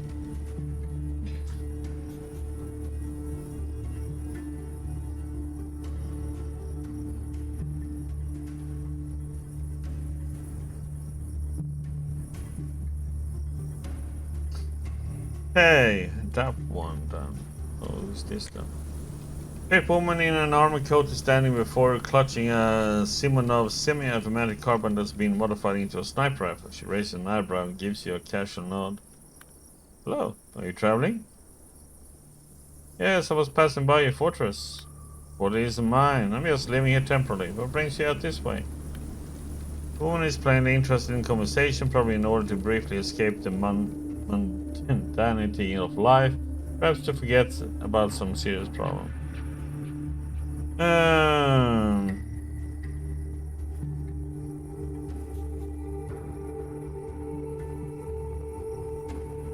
already answered your question. What is it you're doing here? What do you mean? I already told you, I'm just passing by. Oh, you're worse than the local soldiers. No one's got anything to talk about. Well, what was it you wanted? Could you answer a few questions for me, please? Woman turns his bored gaze in your direction and tosses her head indifferently. I don't really want to. Maybe you could answer a few of mine. Sure, you ask away. Where you coming from? From Otrenoy. Woman smacks her lip with disappointment and gives you a pitying look. You're local then? Well, that's not interesting at all. I see locals every day. Only where have you been hiding all this time, I wonder?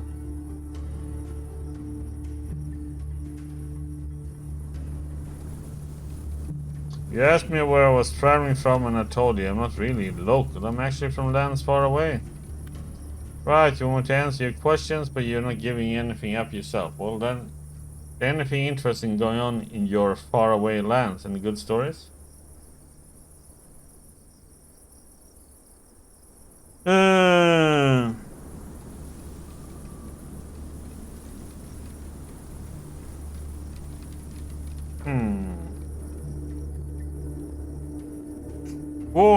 War never changes. In the place I come from, violence is threatening to destroy an established peace. Ah, so you're from the north or east. There are wars going on all around there. That's interesting. What brings you here? Fleeing a war, or is this another reason?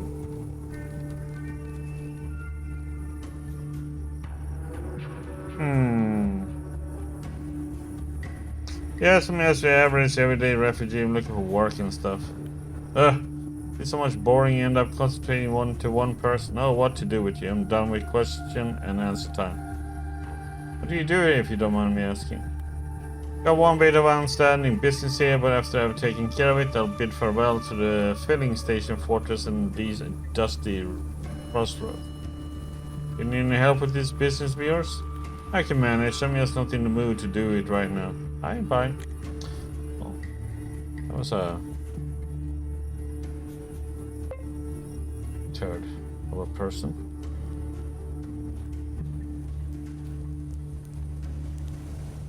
What do we do? What do we get?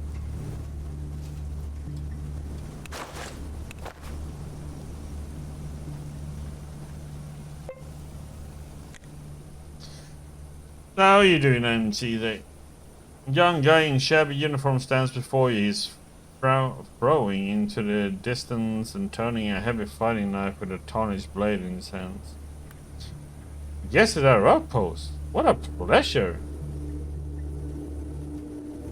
Interesting knife you have. Is that a family heirloom? He throws the knife in the air and catches it awkwardly, nearly losing some fingers in the process. Oh shit, no. Well, it might have belonged to somebody's family once. I got it when I joined the outpost. It's not really much of a weapon. When you throw it, it flies grip first. During sparring, the other guys kicked it out of my hand on their first try. I tried to peel potatoes with it once and cut myself. Melee weapons. Keep your pecker up, man. Let me see it. Maybe things aren't as bad as they seem. Fail? Unbalanced, uncomfortable. Okay, I failed everything. And this knife's no good. I wouldn't be surprised if a witch put a curse on. Well, what can you do? Let's change the subject. Questions. Okay, let's change the subjects. Okay, better go. You didn't want to answer any.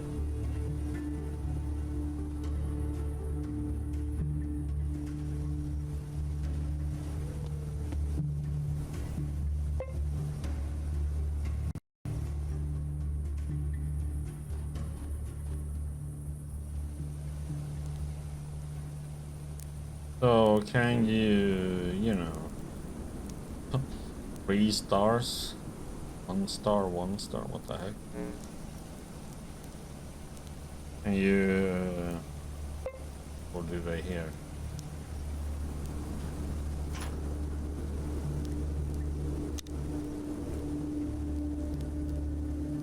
Okay. You can't do that. Forrest is a soldier of about 50. The gray spreads through his black hair, but the man's piercing gaze betrays an experienced warrior. Even his posture speaks of that pre-war training you witnessed only back at Atom HQ. Gives you a brief nod and you notice an unusual charm hanging from his neck. It doesn't take a professional armorer to recognize a live bullet, carefully soldered to a silver chain. This weird charm also has a series of odd scratches on one side. Hello, comrade. Well, what do you need?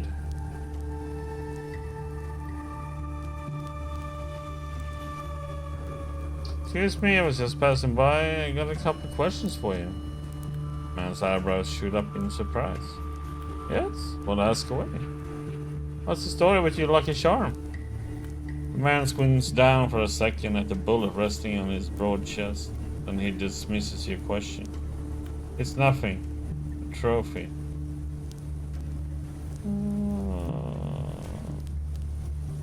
Attention? I don't think it's that simple. For example, what does those scratches on its side mean?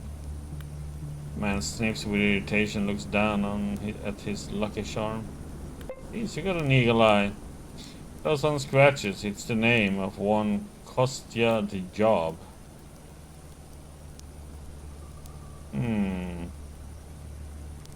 Who's this Kostya that you assigned him his own personal bullet? Man exhales noisily and turns his gaze to some faraway place only he can see. Ah, that's a story from a whole different life. My life. The life of an ordinary soldier who, after the war, returned to his own village, to his father and mother and his son, to his wife pregnant with their second child. He found everything just as he had left it a half a year earlier. The same faces, the same houses, but as the first post-war winter came, the raids began. I decided to organize a resistance. First it didn't go too well, but then me and a handful of civilians managed to fend off an attack, and on top of that, we wiped out half the gang, with hunting rifles, believe it or not. We expected that everything would be quiet again. But it wasn't. No. That skirmish with one angered the leader of the bastards. One night he came back with his whole crew. Kostya the Job. They say he united an entire maximum security prison and turned the cons into a disciplined army. How could we fight back when for every one of us there were 10 to 15 cutthroats with Kalashnikovs? Job assembled everyone on my home village's main street. He brought me and two other guys before the rest of the villagers. Made us get down on our knees and began telling us off like goddamn children. Why did we go against the new authorities, he asked. Said he's protecting us from even worse thugs. I'm a feudal lord, and what we are doing isn't theft, it's tax collection. I care about you with all my heart, but now you have forced my hand. Continue listening in silence. After the scumbag finished his speech, he crouched down in front of me, looked me in the eye, turning my Makarov gun over and over in his hands, then said, I'm not gonna kill you. Spun around and bang! My wife, Lenoshka, fell down. Bang! Our son fell down too. Bang! Bang! My mother. Bang! Father. Bang! Bang! My friends. But then I was on all fours, body at the ground, wailing. Wailing and begging to die. I never wanted anything as bad as I wanted to die at that moment. But when Kostya the Job finally pointed a gun at me and pulled the trigger, all that came out was a single, dry click. The bullet jammed in the chamber and rolled out the ejection port. Can you believe that? The last bullet got jammed. My bullet. The trembling hand grabs the bullet on his chain until his knuckles blanch white. And now it's his. I swear on the names of my loved ones, this bullet will fund Kostya the Job. That's a hard story, man. He sighs bitterly and lets go of the pendant. Yeah, and that's why we won't talk about it ever again. Wait, this Kostya must be punished. So he must, but where can I find him now? Back when we lived far away in the north, the one most like him around here is Dan from the factory. But even Dan pales in comparison with that scum. Damn, I would love to do the same to do the job. Easy there, who knows, maybe I'll cross paths with him during my travels, then I can clue you in, or maybe finish him off myself, we'll see.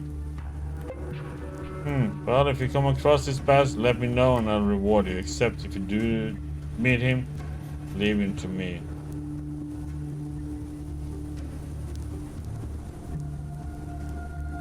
Definitely, Kostya the Job is yours. The man nods as sinister smile spreads across his face. So, maybe you can answer some other questions for me. I don't have time to blabber, go chat with the soldiers, so do that. Bye. Yeah, that was a harsh story. Okay, we done here then?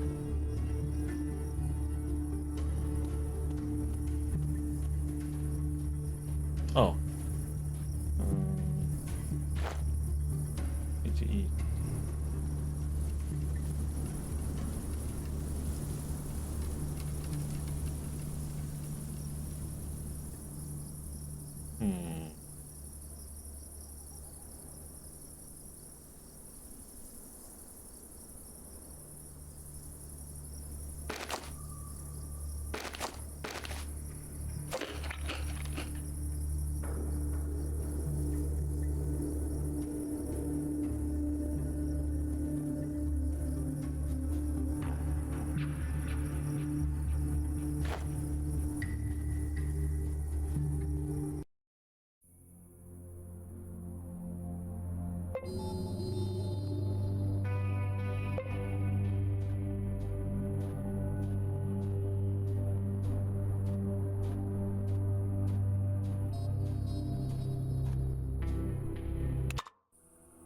Doom doom.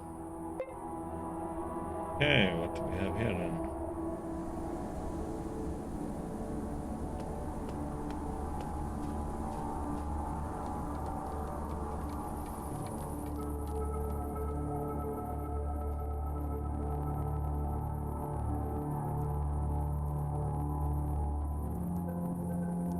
What the heck?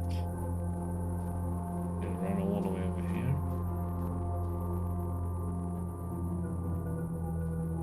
See what else?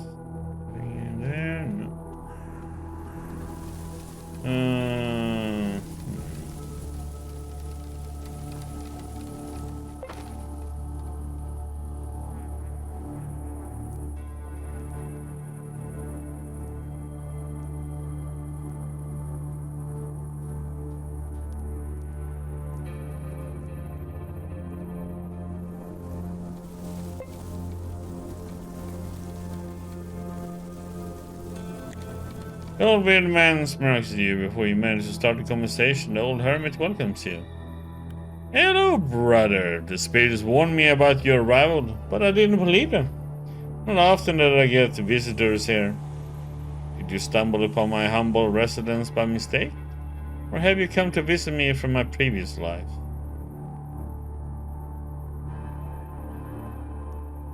Just a passerby. Could you answer a couple of questions for me?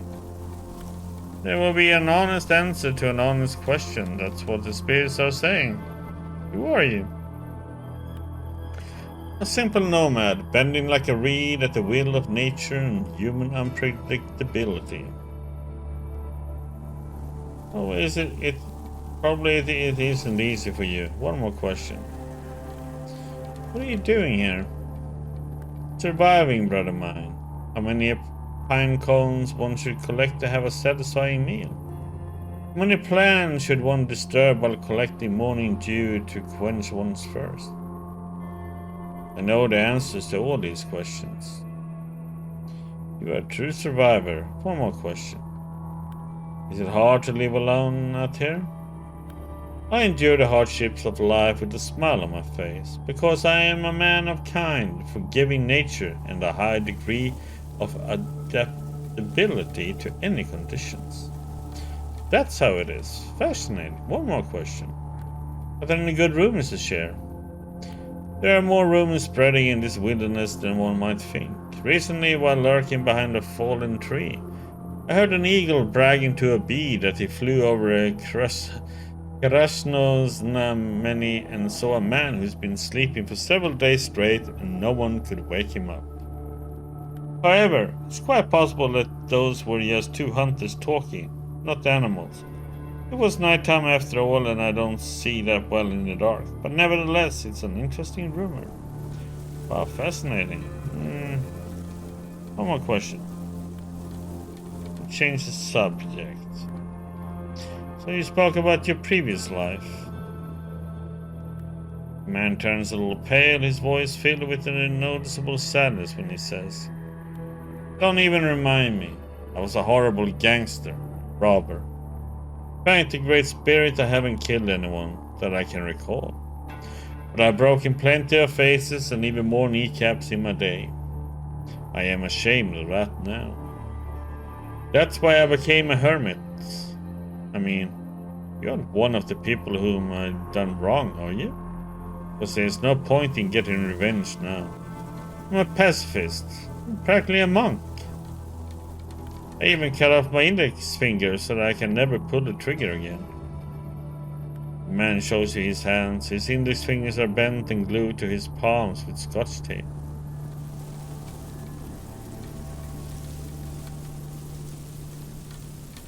Well, your fingers don't look cut off. Well, I'm not a psycho to cut off my own fingers for real, but while my scotch tape is holding my fingers taped to my palms, I won't be able to harm anybody. What the heck? I see. Let's change the subject. What the hell is it with you and these spirits, man? Are you a wizard or what? No. God damn it, I pressed it. I pressed happened to say press 3 instead of 2. So what's that now? What do you mean? There are spirits everywhere. In this stick, in a pine cone, in a myrmic. Look under a sleeping dog's tail, and surely enough you will find a spirit there. Not that now that I have decided to become a hermit, a spiritual man, it's my duty to notice them everywhere and to respect them. I see. Well, let's change the topic.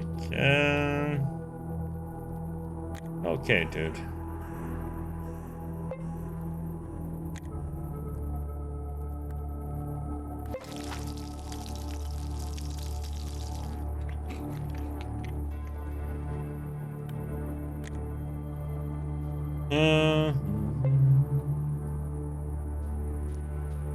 Let's see, is there anything over here or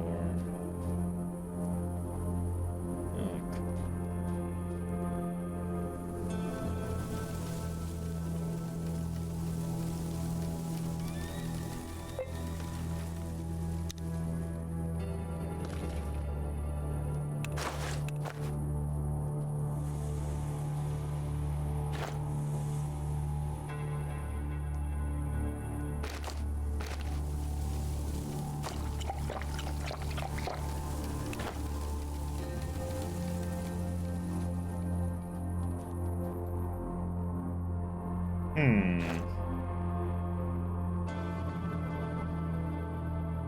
Oh, nice. We got some Rado. Got a Granada.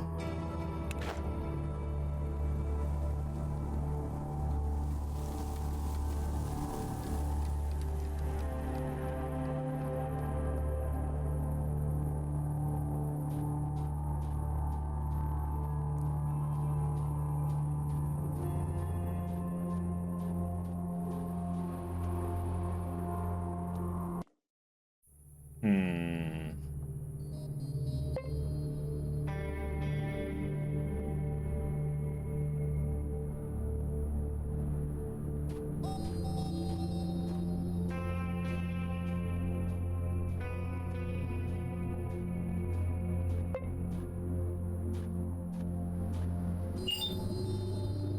Need the scavengers.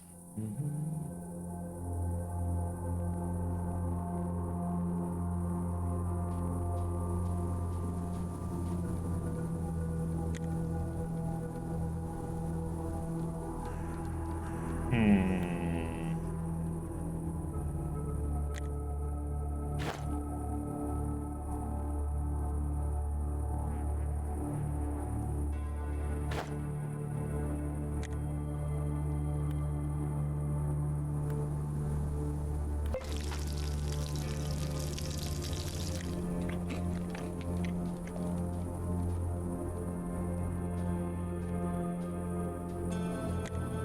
Boy stands a man in pre-war jacket, sporting a gas man. He holds onto the straps of a huge rucksack with one hand while playing with a rusty bolt in the other.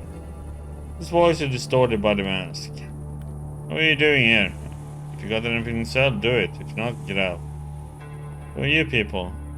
We are the garbage collectors, claiming the ruins and what's inside them. We're sort of like this big cultural phenomenon of the modern times. Or at least that's what I heard. Gee whiz. Oh, what the heck?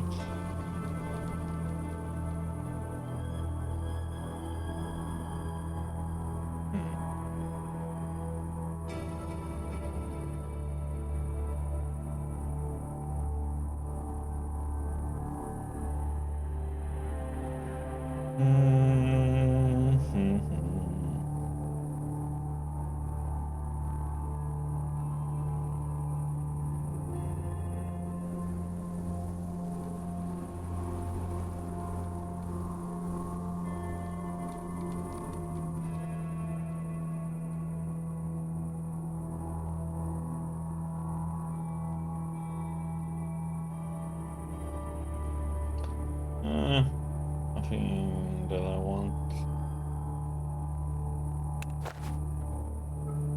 Anything new? I saw a demon Boy Scout settle in some old cabin far from here. I don't believe this superstitious crap. They're probably us highly intelligent humanoid mutants. I see it. Interesting. Well, bye now.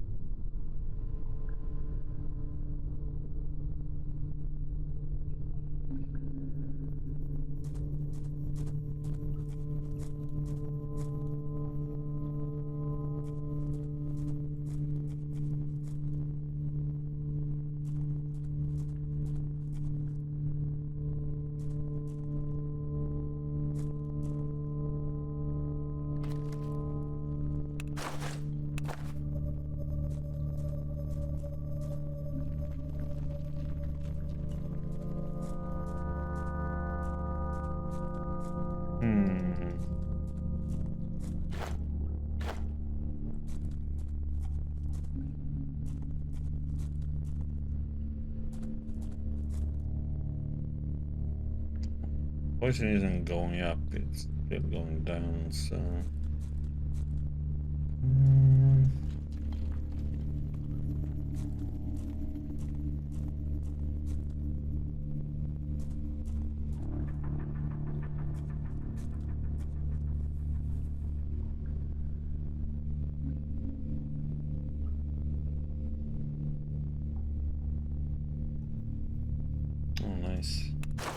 don't know.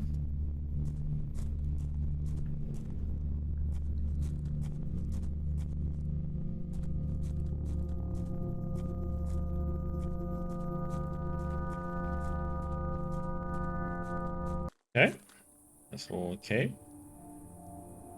There's some stuff. So we can.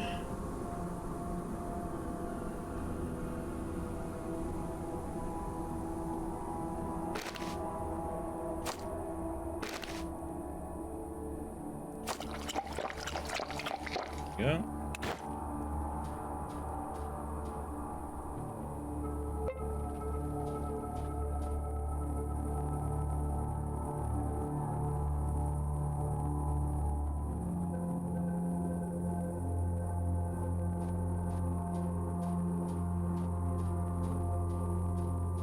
Nothing else.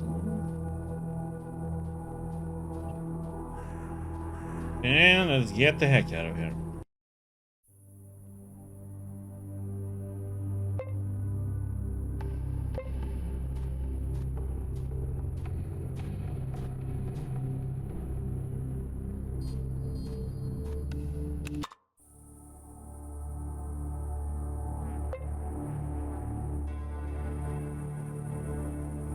Room.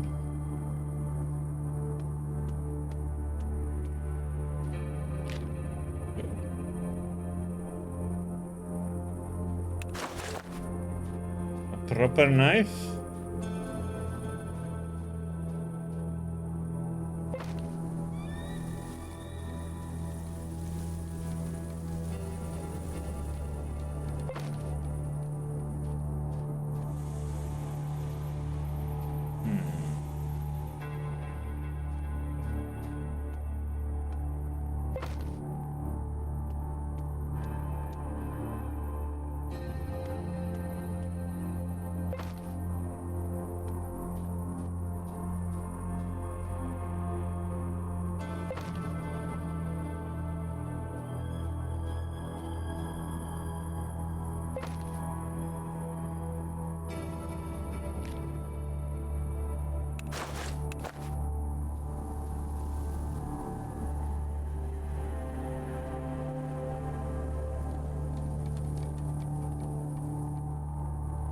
Okay.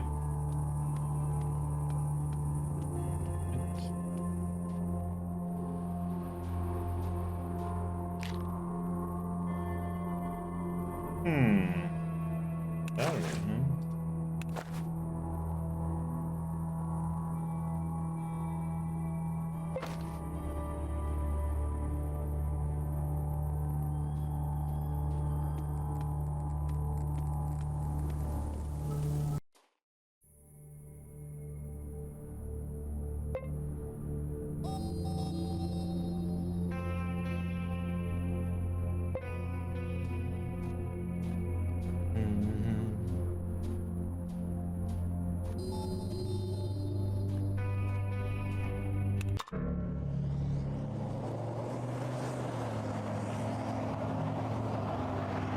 Surprise cutscene.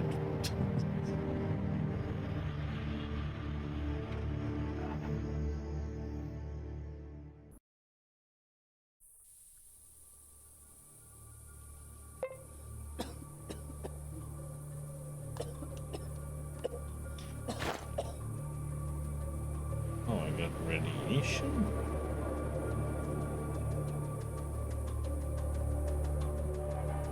From what?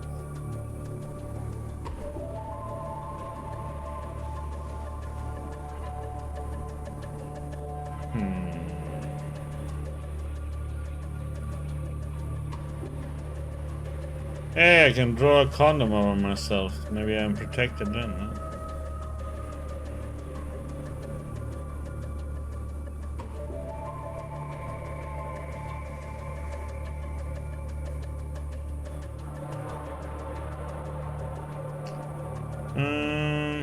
Do we have anything against radiation? I don't think so. Well, I could use this one. But I need that one for God damn it.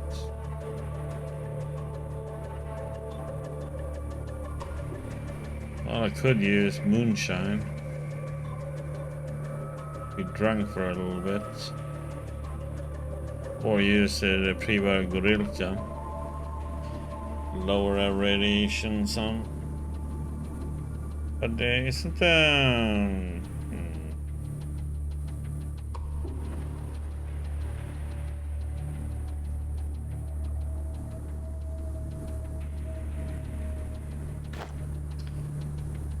okay, so we need some anti-radiation stuff.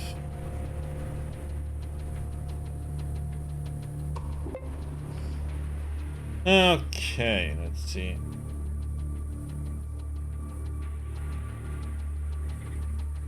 What we got out here.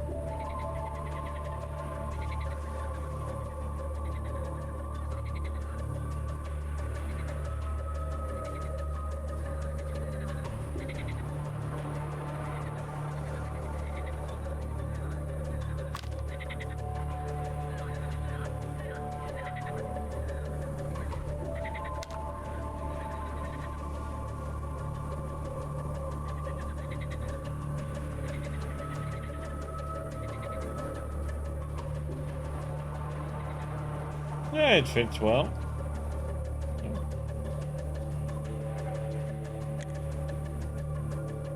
You squat near a giant well going deep into the depths under Krasnosnameni. Having a rope might come in handy about right now.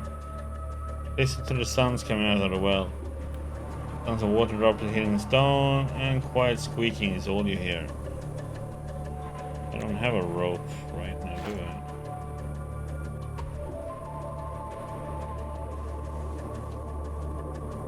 No, because I crafted a crossbow and I used the rope.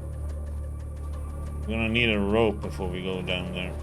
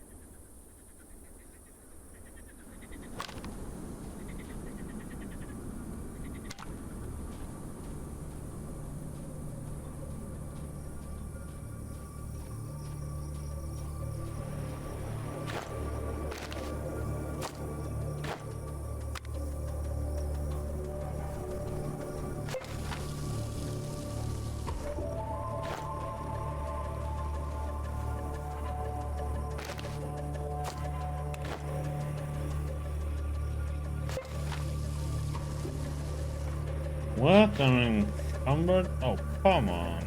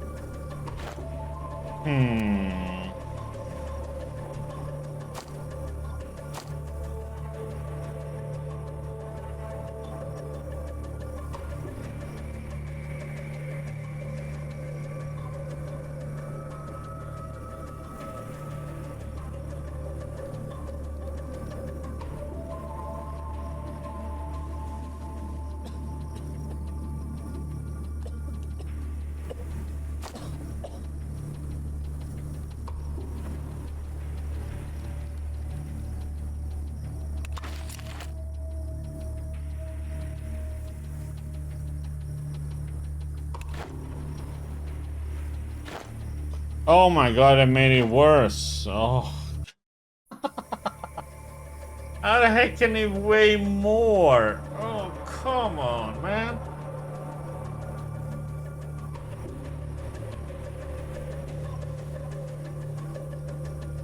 Okay, I need to go inside this town so we can sell off shit.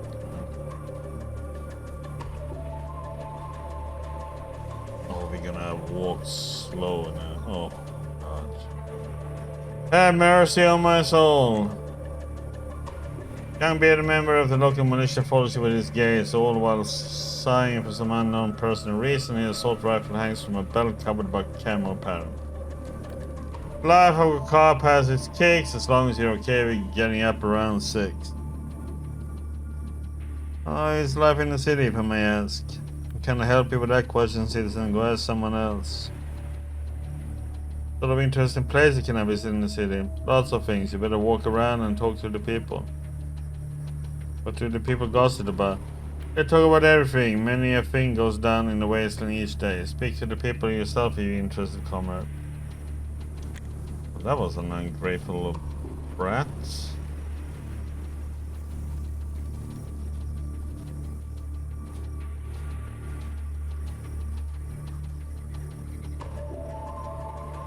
Oh, I can't resist. I just have to loot.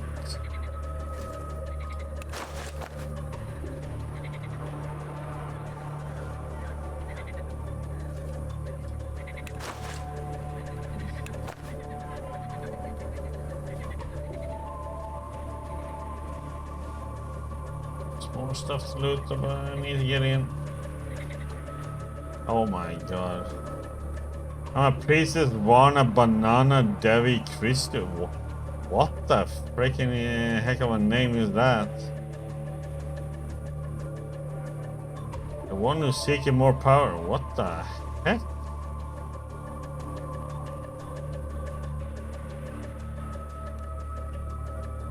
People are not shit, they should not walk under the shepherd's crook. That person seems like worship only Varna Banana Devi Christu. Jesus mistress. What the heck?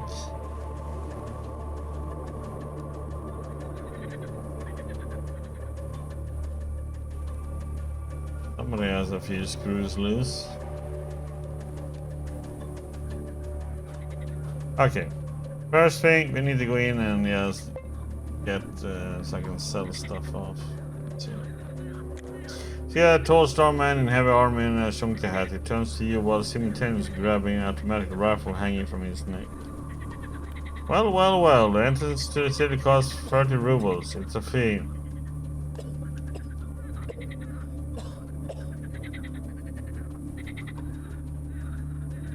You can have it charging people for the entrance. Who? Oh, boss of that suit. Surely you don't think that any street rat can freely walk into our city. The guard gives you an angry look. Suddenly he blinks as if having noticed something important about you. His eyes suddenly widen as he quickly steps back from you. He looks genuinely, or at least seems so terrified. Oh my, how come I didn't notice it straight away? You have Krasnov syndrome. No way, I can't let a sick man into the city. Epidemic is the last thing we need.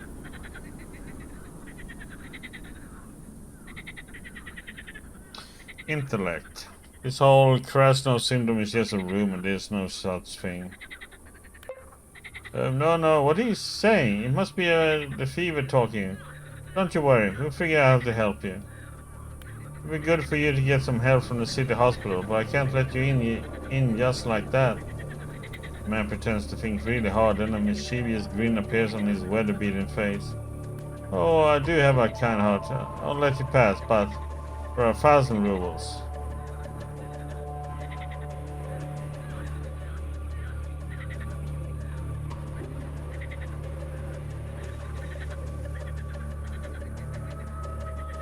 Speechcraft, are you for real? Where would I have this much money from? Well, it's another great question. I don't know, but I feel like you of all people should be able to make this kind of money. You need to get to the city, right? Of course you do. I'll be honest with you. Right now, even killing a man costs less. I'm aware of the prices on that market. It's not my scene. Stop feeding me lines. You of all people should be able to find a way to make it faster. Can I shoot him?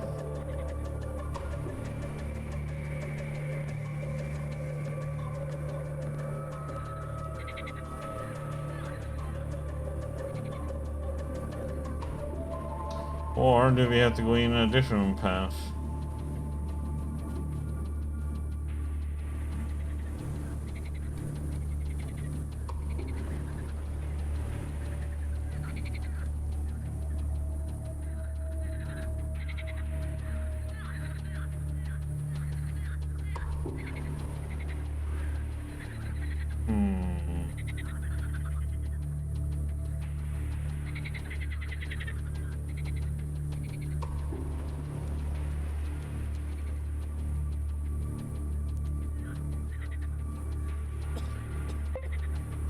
Let's see.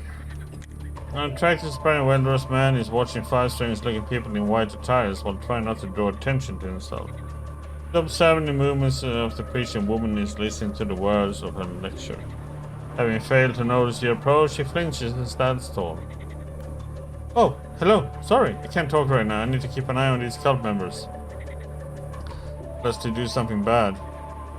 Why? Do you think they might? Of course, you never know what to expect from such ignorant people who oppose the progress. Just listen to what the leader is saying. Only don't take it close to heart. These are all lies. Alright, maybe I will listen.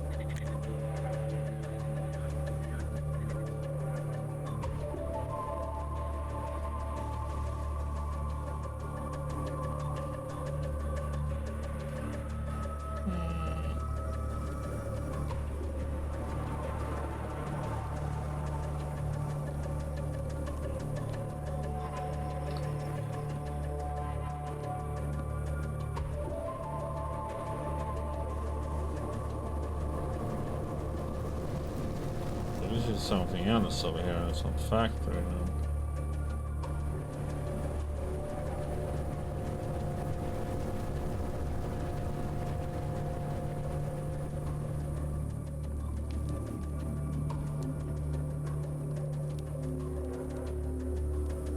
Look like there should be people out there if it was daytime.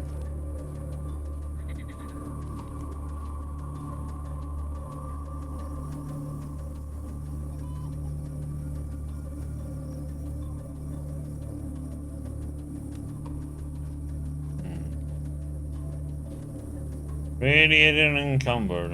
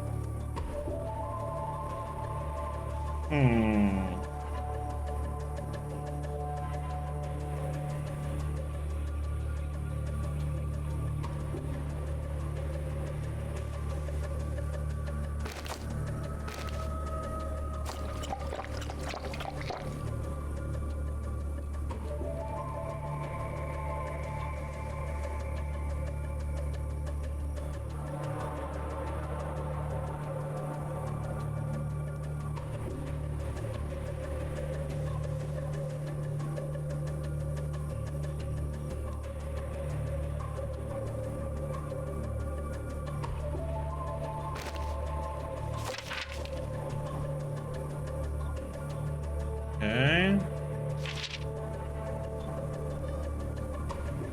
Make metal bolts.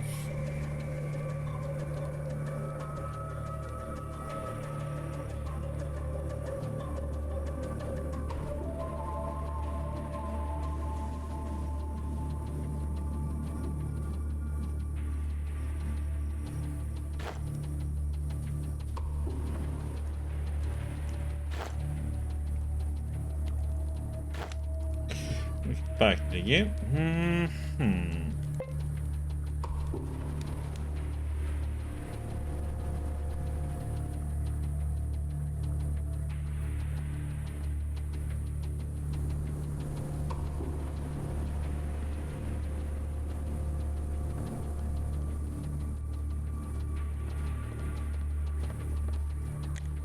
Strong man wearing a Central Asian cap is standing before you. He's pensively stroking a small, neat beard and watching the bar patrons closely. Nods in your direction. Saludo! Welcome to my bar. My name is Fidel. How can I help you, amigo? Hi. Can I ask you various questions? Fidel sighs and scanning the hall again, turns to you. What are you interested in, amigo? No in the room is circulating around here. Clouds from far away landslided by winter we should expect it to visit in raw fabric, but you, amigo, will probably be more interested to hear that there's a new monster in the wasteland. This is called Skinworm. I don't know whether the stories about it are true or not, and I'm hoping never to find out.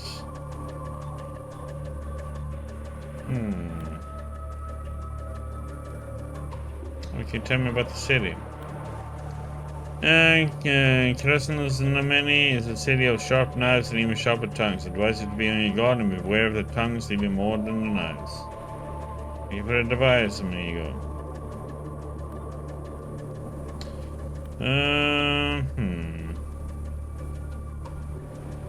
Something to drink. Let me take a look at those cocktails of yours. Sure, a glorious revolution for 5 rubles, Havana Kiss for 10, and Commandante and Caribbean fries for 15. And 20 respectively, and don't even try to figure out the ingredients, amigo. They are my secrets. Okay. Say the password. Clear your throat and lean closer. Fidel whispered, treason is the highest form of sensibility. A traitor means a real man. The barman never so slightly flinches, but otherwise does nothing to give himself away. Nonchalantly picking up a glass from the counter, he examines it for stains and answers. But it's better to die a traitor than live a slave. Gestures to a short lad running to and from the main hall of the bar. Kostya, you're in charge. My friend and I need to talk, and you, follow me. Got it.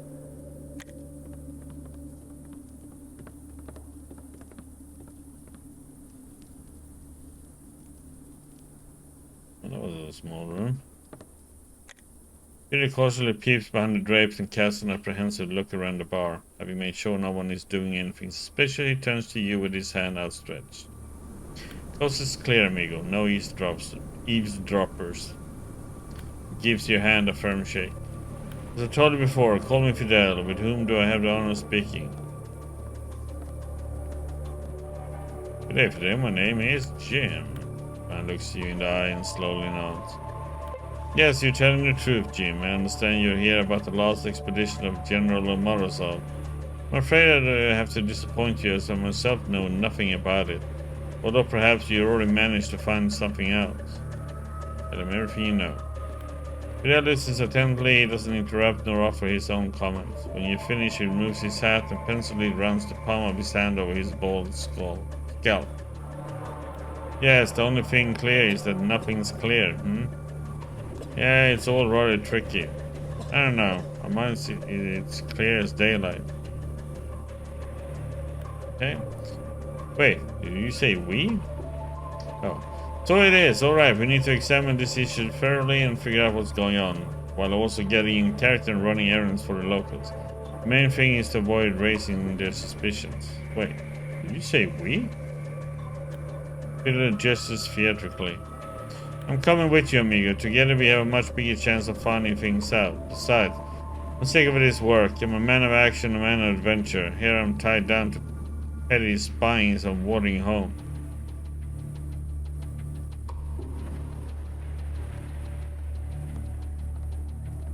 Sorry, but for me, the less people, the better. Oh well, but if you find yourself in need of my help in future, I'm happy to give it. Alright, let's go back. Remember that. Let's go. Yeah, we are a lone wolf. We are not having some extra baggage with us. Hmm.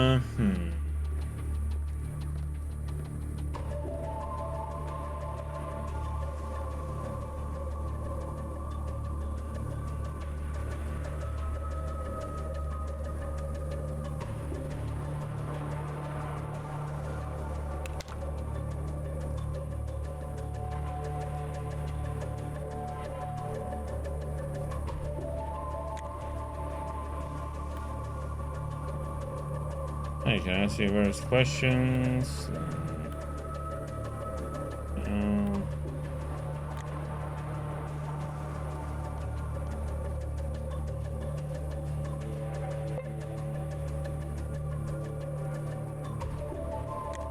Girl lad about 18 years old with closely cropped hair is running to and from in front of you. Busy serving drinks to visitor and cleaning various rubbish as he goes. As he notices you stare, he nods towards the bar counter. You better talk to the chief dad if you want to order something. You got to address him. I'm only serving drinks and cleaning here. I see. Well, in that case, I'll let you go back to your work. What do we have here? You see a well-built man sipping beer from a tall frosted glass. His slightly crazy smile and weird goggles suggest he has stories to tell. Judging by the ammunition belts crisscrossing his chest alongside various harnesses and holsters, you better mind your manners or it might be the last conversation you have. Hey, youngster! Have you come to hear my stories or yes to chat? Haha. The man suddenly gives you a piercing look and taps a finger against his grenade amulet. Whatever it is, I strongly advise against making me angry. This grenade is real, you know? Might use it if need be, and goodbye everybody. Ha! Why are you covered in sweat all of a sudden? I was just joking. Maybe. What stories can you tell? The man moves closer to you, studies your face and grins insanely. It's nice being in a place where no one's heard of my adventures. I'm a celebrity back where I'm from. And everyone there knows my stories by heart. Here, I can always find a willing ear. All in all, I saw my many wonders and was able to leave with my life every time. I survived the atomic battery, Bazooka's gang, and the Vorkuta anomaly. Tell me about the atomic battery. Once when I was a stalker, a rich scientist hired me to gather a long list of different artifacts from the wasteland. At first, I thought he was planning to assemble a computer with an unusual aerodynamic case.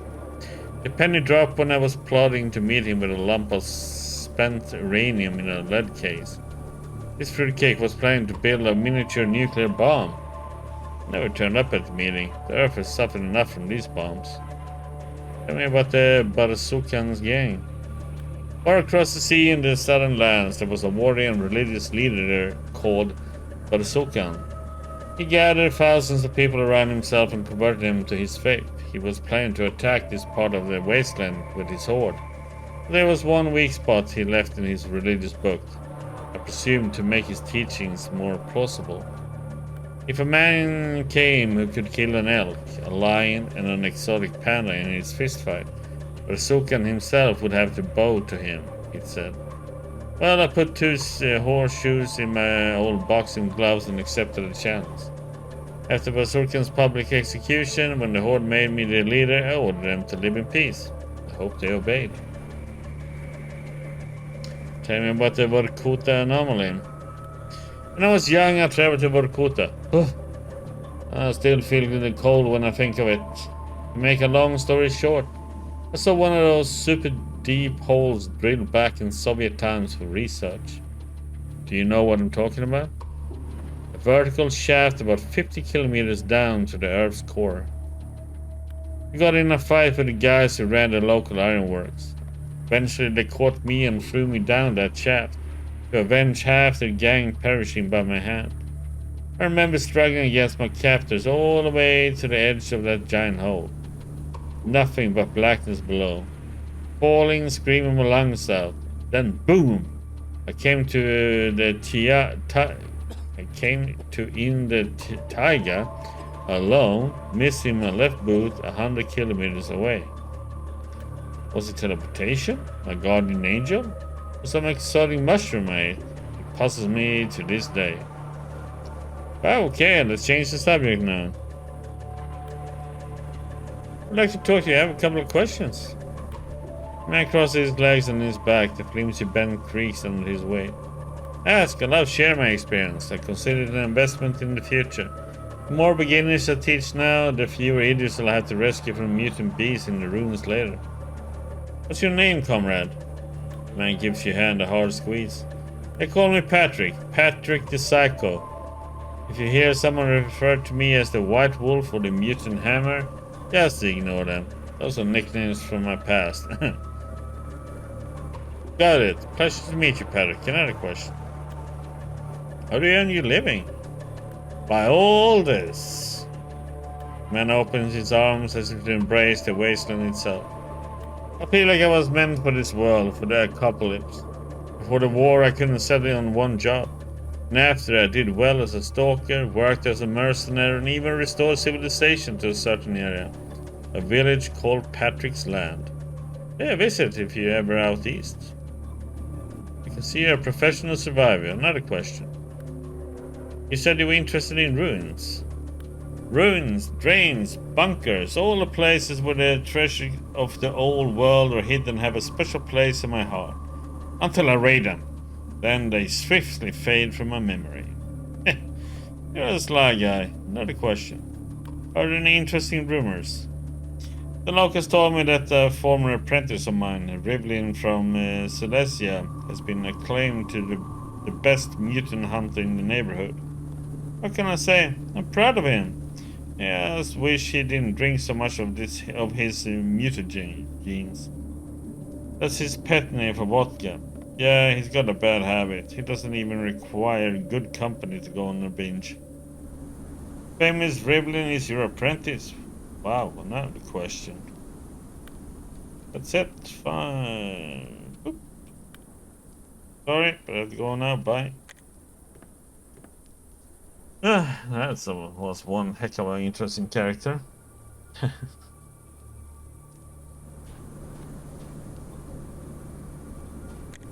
You see a rugged, grey-headed fellow bent over maps, compasses, and rulers spread all over his desk. He's sunk deep in thought.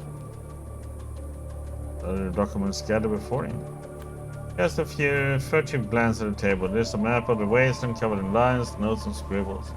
Several familiar names jump out at you, including Otrodne and Kresnossen and many. It's clearly a map of the local region. But before you have a chance to think this through, the man looks up and makes eye contact. For a moment he looks irritated, but it quickly changes to a friendly, albeit slightly forced smile. Not nice to spy.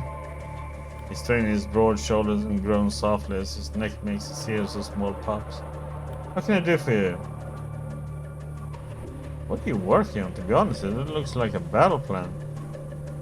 Yes, that's right. You're sharp. Where does this experience come from?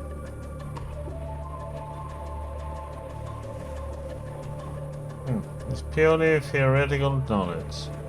And here I was thinking. Okay, I believe you were on your way to Abraham's bookshop. I won't keep you on any longer. Good luck. Bye.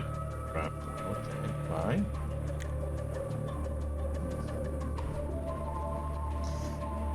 But okay, people, we will stop there for today. And we will continue our journey tomorrow on Saturday. Or later on today, since it's already Saturday.